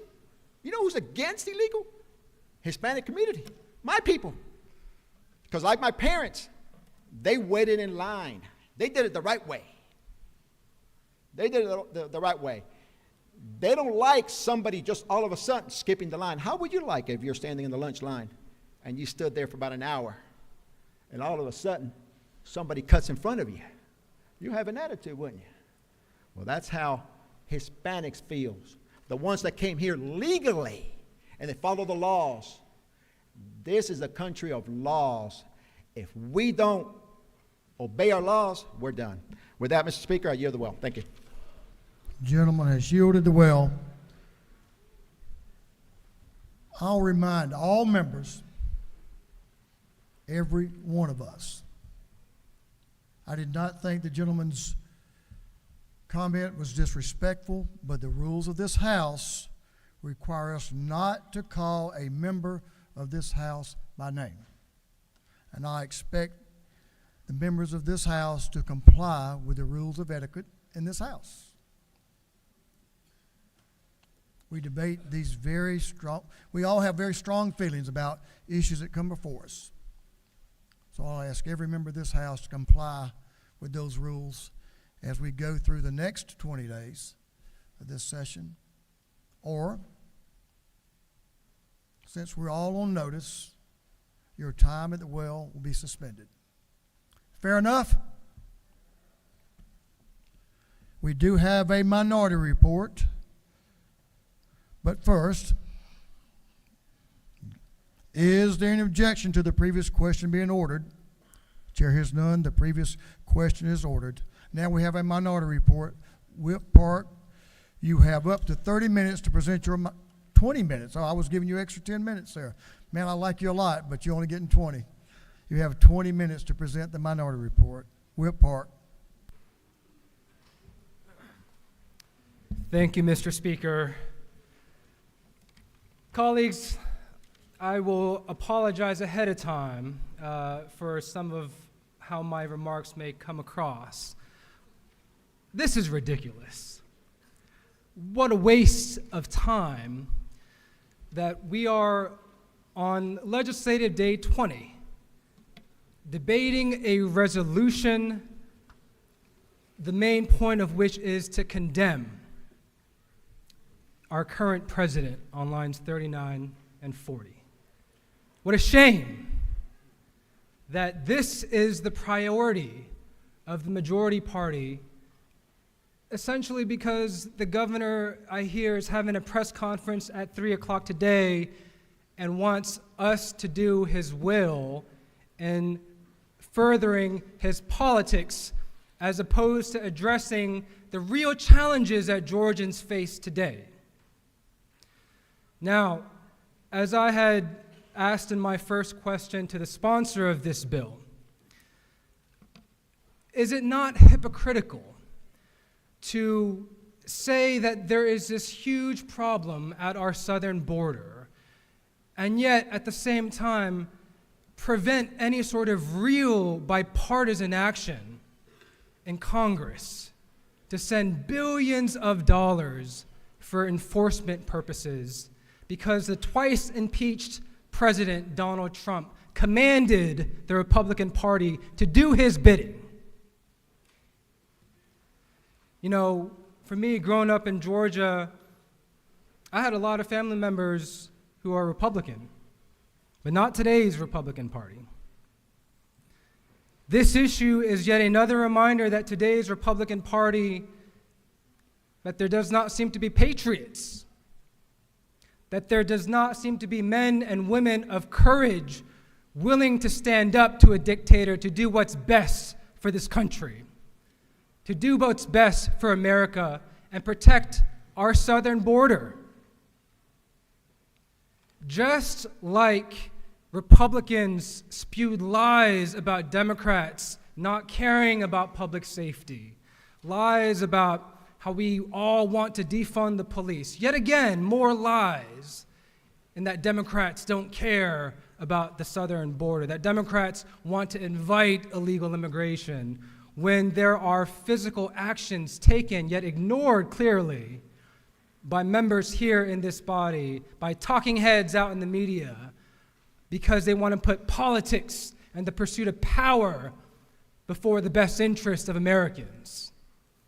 That to me is a shame and a reminder of what we as Georgians and as Americans need to do this November to ensure we are electing good men and women who will put America and Georgia first, not a twice impeached president above all else. Now, again, from my perspective, it seems very clear that Republicans here in the State House and in Congress are more interested in playing politics than supporting real solutions at the border. And let's look at history. Every time a border solution has come up before Congress over the last 25 years, it's the Republican Party that has stood in the way. Recognizing that states and cities across the nation are reckoning with an increase in illegal immigration in 2019 levels under, again, twice impeached Donald Trump, President Biden and bipartisan United States senators delivered a tangible, negotiated, and tactical solution to the Senate and the House of Representatives via the National Security Agreement. The Biden administration and Senate negotiators who crafted this agreement are providing Americans with a serious opportunity to address border security and make progress on fixing elements of our broken immigration system. Yet again, it was twice impeached Donald Trump who directed MAGA Republicans, who apparently seem to be more and more members of this body, directed y'all to kill the toughest and fairest reforms to secure the border in decades because he thinks it will help him politically. That bill has picked up support across the political spectrum, including Trump's allies like the Border Patrol Union, who endorsed Trump's campaign for president twice, along with the Chamber of Commerce. By Republicans now withdrawing their support for immediate immigration reform in the National Security Agreement, which included the bipartisan immigration deal, Republicans are exacerbating the immigration issue, which creates real harm for American citizens and our global allies. The adverse effect is that Republicans doing this will increase dependency on public assistance by undocumented migrants by refusing them to grant work authority. House Resolution 2019 tells a lie. This resolution that y'all are jamming through the legislative process tells a lie. In 2023, the Biden administration used previously appropriated funds to continue strengthening infrastructure along the southern border. To truly solve the border challenge, we must change our asylum and immigration systems and appropriate more funds for our Border Patrol officers. And yet, Republicans are actively engaged in blocking efforts to provide any solution because increasing illegal immigration gives them a political advantage, even though it causes real harm to border states. Rather than focusing on tangible, actionable, bipartisan solutions, Republicans would rather bow down to re-elect a twice impeached man named Donald Trump, who says he will be dictator only on day one. What's happened to y'all's party? Is that where y'all are taking this country? Is that where y'all want to take this country? Unacceptable. Again, over and over and over again, by y'all's actions, you demonstrate politics over people, power over the best interests of we the people. Republicans, y'all have made it clear as to how you want to proceed on this issue and many others. How long will y'all continue to follow this twice impeached demagogue to the detriment of this country? Democrats have put forward a serious solution to this problem. And yet again, on this issue and like so many others, as a Democrat, I proudly and warmly welcome y'all to join us in bipartisan solutions for the state of Georgia and here for our country. Now, I want to walk through this resolution a bit to go through a few provisions that I found concerning, to say the least. Let's look on lines 21 to 24. I encourage members to look up what Article 1, Section 10, Clause 3 of the United States Constitution says, and whether or not the United States Constitution acknowledges the state's sovereign interest in protecting their borders. That's new to me. I cannot believe that Republican members here in this body are misconstruing here in this resolution what the United States Constitution is saying.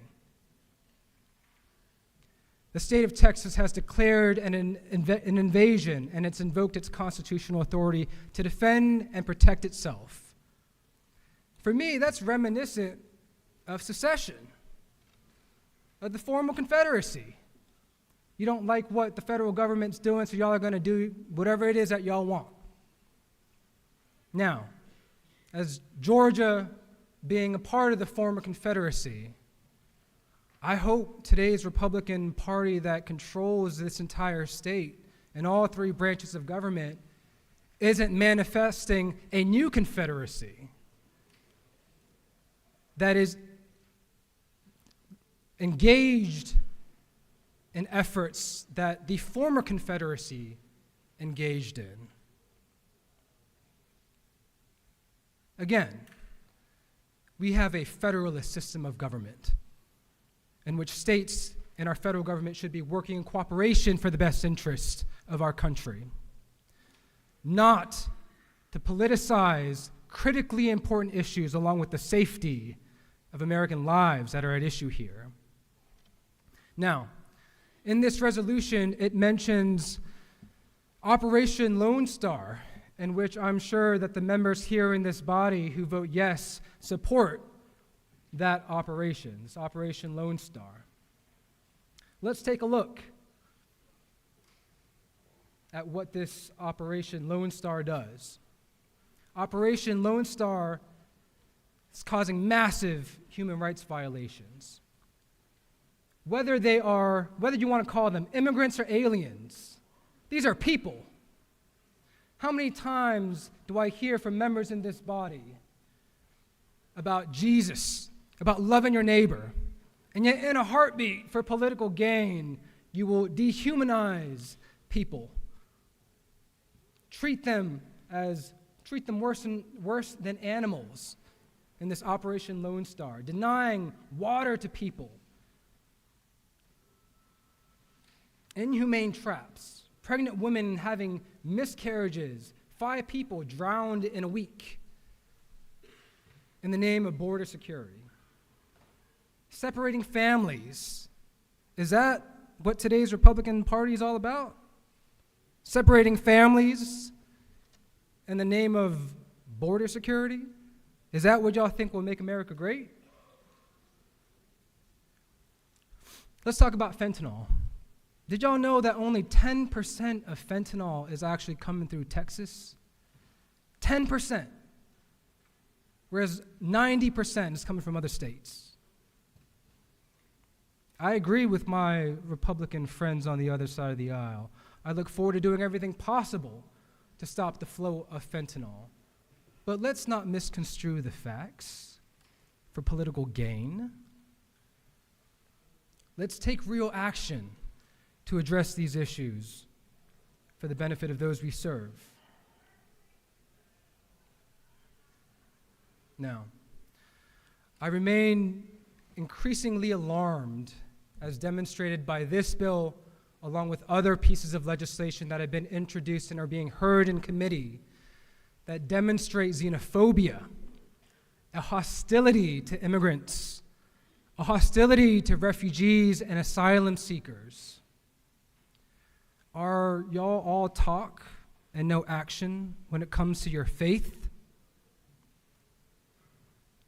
Do you leave your faith at the door before you walk into this body in pursuit of your politics and every effort possible for y'all to maintain power that, as I've mentioned before, is unrepresentative of our great diversifying state? It's a shame. The words we use, especially as leaders, have an impact. I recall during the outbreak of the pandemic, the worst public health crisis in this country's history, Republican leaders, including the twice impeached President Donald Trump, using the term China virus, by scapegoating Asian Americans broadly for a virus that killed more than 1 million Americans in less than 2.5 years, that led to a spike of hate crimes and violence and discrimination against Asian Americans. Words have power. And our voters have to understand the power that they have to hold our elected officials accountable. So long as we remain a democracy, it is we the people who maintain control, and it's ultimately we the people who will determine the future of our state and our country, to ensure we are not going backwards, to ensure that we are embracing our diverse future, embracing everybody who makes this country great, as opposed to attacking others simply for political gain. Now, I'll close with this. I'd like to bring y'all's attention to lines 28 to lines 30, where it says, "The American people continue to suffer due to inadequacies of actions taken by the federal government, and so it falls upon other public servants to speak against such injustice and to act decisively to rectify it." You know, when I first read this language, what it reminded me of was Georgians. The Georgians today who are suffering from the failures of today's Republican Party to address health care in this state. I know, and unfortunately I remain surprised at how easily mistruth and lies are spread here in this body. I've been told that for more than 10 to 15 years, Medicaid expansion, the Affordable Care Act, has been demonized by the Republican Party. And so more time is needed to get members to come across on the issue. We need more time to ensure Republicans aren't going to be primaried this March in just a few weeks. So we can't take action on this issue because our politicians matter more than the hundreds of thousands of Georgians who continue to suffer by the failure of Republican politicians here in the state of Georgia. And so just like this resolution calls upon other public servants to speak against such injustice and to act decisively, I call upon the people of Georgia to stand up and speak against such injustices and to vote this November to rectify such injustice that continues to be perpetuated by today's majority party. For all these reasons and more, I urge members of this body to vote against this terrible, ridiculous resolution, H.R. 1019. And with that, Mr. Speaker, I will yield the well. The gentleman has yielded the well. That concludes the minority report. Now we'll have 20 minutes for the chair's time. Chairman Jay Collins is recognized. Speak to the bill. Thank you, Mr. Speaker. I won't take all of the chairman's time. I'm going to yield that in just a few moments. You know, ladies and gentlemen, I come from a long line of plain-spoken men and women, not well-spoken men and women, so I don't spend a lot of time down here in the well. But I do want to say this. The Public Safety Committee and Homeland Security Committee heard this resolution last week, and we voted it out. An unsecured border is a clear and present danger to the public safety of this state and to every state. I dare say that when most of you go home in the evening and you settle in, you lock your door because you want to keep your home safe, you want to keep your family safe. This situation at the border has become a crisis, a national crisis, a federal crisis, and something has to be done about it. I'm glad to stand here today and support our governor and support the efforts of this state to help secure that border, to make our communities safer. You know, as a funeral director, that's what I do as a profession. That's how I make my living. And there are several other members of that profession that are here today that can also speak about the rise of fentanyl deaths. It is unbelievable how many deaths that we see in our communities from fentanyl. We all know that fentanyl is manufactured in China and Mexico. And to believe that those two countries don't funnel that stuff into our country and our state, you're living in a pipe dream. And to believe that an unsecured border has no impact on fentanyl and illegal drugs coming through this state, you're living in a fool's paradise, ladies and gentlemen. It is true. The Republican Party does support law enforcement. We do support public safety. We do support public policy that protects our friends and neighbors in minority communities, that protects our friends and neighbors in rural Georgia and North Georgia and all across this state. We do. And we welcome you to come to our party and help us support those initiatives. Because, yes, we are guilty of public safety initiatives in our party. I also want to say that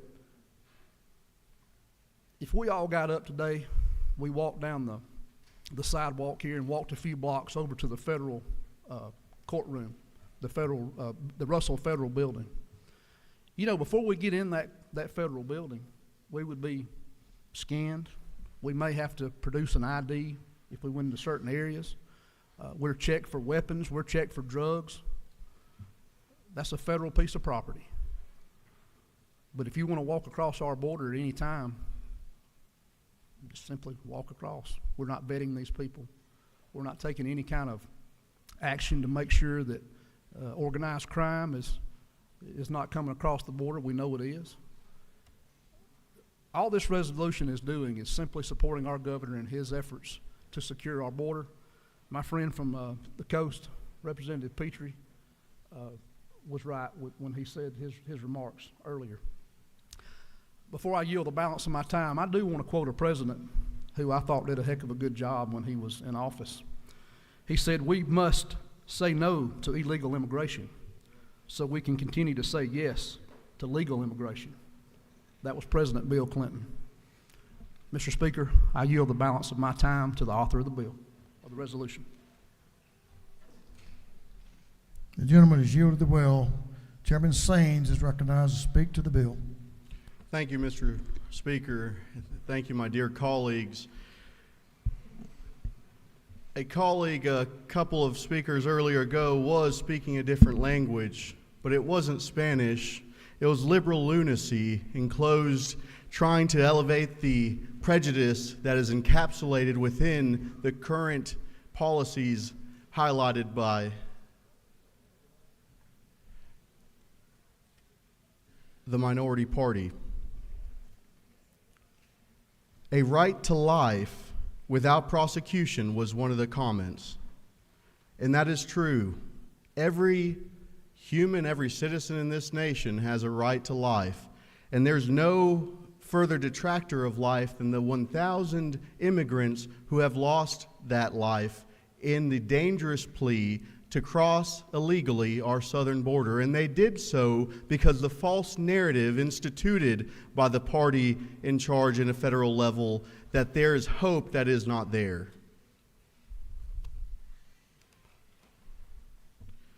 Another quote was that immigrants add to a stronger community. On that, I can agree. Immigrants do add to a stronger community. We have a wealth in this state of legal immigrants who contribute to this state's benefit, economic prosperity, one of which being my mother, which I'd like to tell you the highlights of her story coming to our nation. She married my father in Costa Rica. He came back to be a cop in South Florida, where she had to spend on a cop's salary $30,000 to become a legally recognized resident of this state, of this nation. There is no one who it insults further to say that our illegal immigration policy is combined with our legal immigration policy than the legal voters, legal citizens in this state, because they are the ones that have paid the biggest burden by our failed system. My dear friends, on the comment that Georgia is not a border state, I will say that I am proud to represent Georgia's border, the beautiful coastal line of South Georgia. However, every state in this nation is a border state when it comes to the failed and broken Mexico-U.S. border. This bill purely gives us an ability to ensure that the humanitarian issue, the public safety issue that is addressed here is taken care of. And with that, I will yield the remainder of the time to Representative Daniels. The gentleman has yielded the well. Representative Daniel is recognized to speak to the bill. Thank you, Mr. Speaker. We've heard a lot today from the Democrats in this chamber that they view the action we are taking today as putting politics before people. And somehow that what we're doing is just an attempt to grab political control. But I would like to remind them that Republicans are already in control in the state of Georgia. And so while their made-for-TV speeches might sound good on social media, which we know we'll see later, it does not change that their rhetoric on this and other issues is just a power grab to gain control themselves. If the Democratic Party views us as simply being partisan when we stand up for Americans, well then, their voters need to take notice. An unsecured border is dangerous for all Americans, including those who have come here legally. I had a family member killed by an illegal alien in 2012, and there was no avenue for justice. I understand that the stakes at the border have never been higher, and with record high national debt, American taxpayers should not continue to be burdened with paying for illegal immigrants when we cannot even adequately provide health care through the VA for our veterans. But if the Democrats don't care about our veterans, how about our students? Democrat mayors have closed public schools to house illegal immigrants and depriving students of their fundamental right of all backgrounds to a quality education. This is simple. An open border will only continue to put Americans last. Thank you, Mr. Speaker. The lady has yielded the well. That concludes our remarks on House Resolution 1019.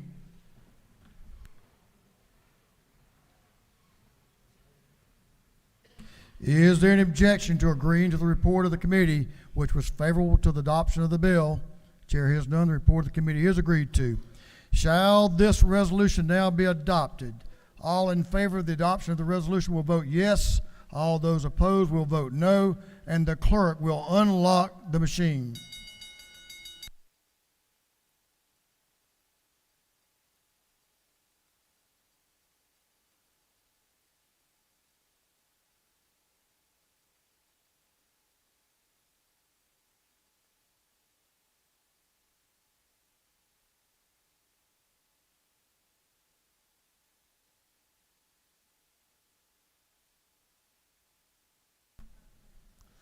Have all members voted?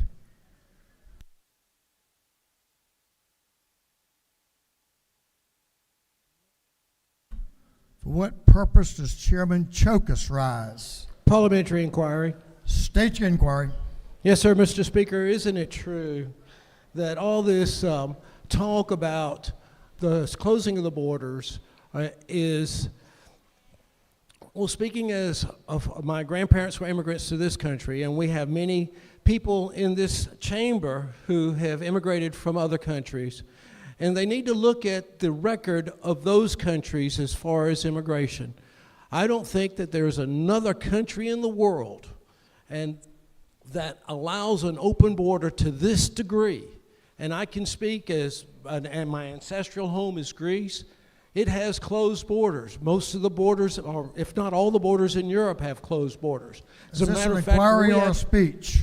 Thank you, Mr. Speaker. Anyway, I support this legislation, and I challenge our members to name a country that has open borders. Thank you.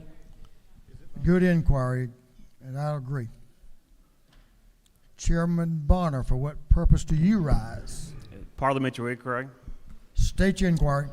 Mr. Speaker, is it not true that in 2021 I had the opportunity to travel with Governor Kemp to the border to visit with our National Guard troops that are currently serving there? And during the course of that visit, we had an opportunity to hear from the Customs and Border Patrol, and we got to witness firsthand the horrors that are taking place on the border with bringing fentanyl in and smuggling humans across our border.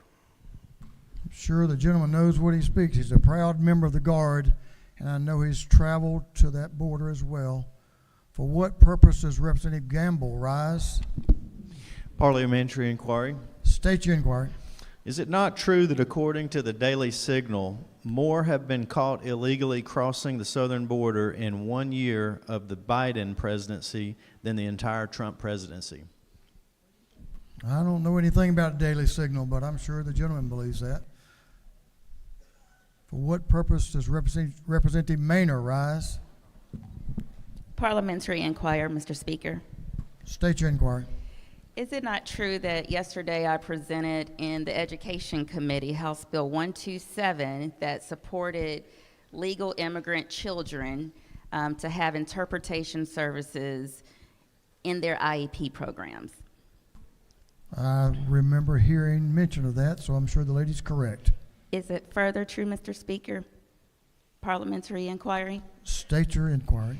That legal immigrants from across the state of Georgia, including some traveling more than 4 hours, came to speak on behalf of the bill? And is it not further true that, as my other representatives have stated, this bill is about legal versus illegal immigration, and right now not only do legal immigrants and American citizens not think that it is appropriate to give $53 million cash cards out, as they're doing in New York, to illegal immigrants, versus there are American citizens that have needs that are not being addressed, and that is why I'm supporting this bill. Is that true, Mr. Speaker? I'm sure that's true. There's lots of information flowing around this proposition. For what purpose does Representative Kennard rise? Parliamentary inquiry. State your inquiry. Is it not true that President Barack Obama deported more undocumented individuals than any other president? I'm sure the gentleman knows of what he speaks, or he would not have asked the question. For what purpose does Chair Lady Houston rise? Parliamentary inquiry. State your inquiry. Isn't it not true that I've heard people talk about Republicans and Democrats, and isn't it not true that we better think that we're Americans every once in a while first? I think that's probably a fact we can all agree on, I hope. Well, I think we've debated this question and very thoroughly at this point. So, have all members voted? If so, the clerk will lock the machine. On the adoption of House Resolution 1019, the yeas are 98, the nays are 71. The resolution, having received the requisite constitutional majority, is therefore passed.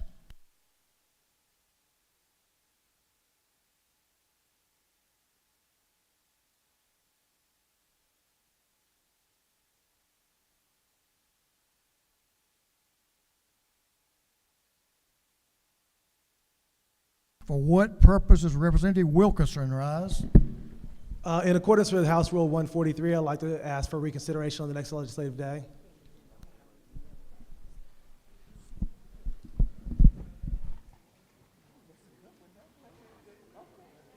I enjoyed the debate. The chair is not going to recognize the gentleman for that motion. Okay, we're moving on to some announcements that need to be made as we prepare for lunch. Chairman Parsons, I think you have an announcement that impacts our lunch plans.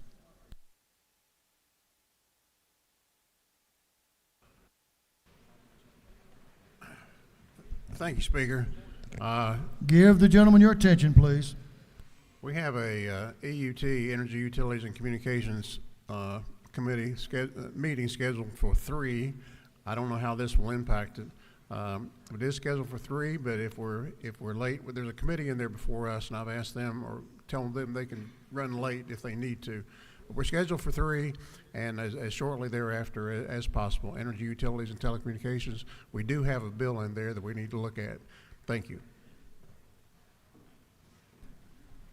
We'll probably be in this room, Mr. Chairman, at 3 o'clock. Chairman Williamson is recognized for an announcement, and then we'll have Chairman Stevens. Thank you, Mr. Speaker. There will be a majority caucus luncheon immediately for our lunch break in room 403.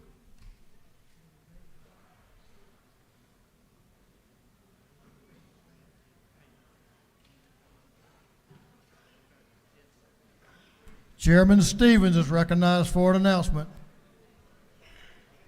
Thank you, Mr. Speaker. Following lunch at 1:15 in room 406 at CLOB, the Economic Development and Tourism Committee will meet. We have a presentation from a Hyundai subsidiary for EV tolls, electric vertical takeoff and landing vehicles, and when they're going to be produced. Is that an airplane or helicopter? Chairman Gunther is recognized for an announcement. Chairman Stan Gunther. Thank you, Mr. Speaker. The House Judiciary Committee was scheduled to have a meeting this afternoon starting, I think, at 1:30. We're going to move that now to upon adjournment when we get back from the recess. So, thank you. We have one more announcement, but members, if you have a page, you need to, wow, we have a lot of pages. Some of them are going to have to leave us, so we're going to take some page photos immediately upon recess. So if you have a page, you need to find your way down front. Okay. This House will stand in recess until 2 p.m., and then we'll come back and complete the legislation of the day. This House will stand in recess.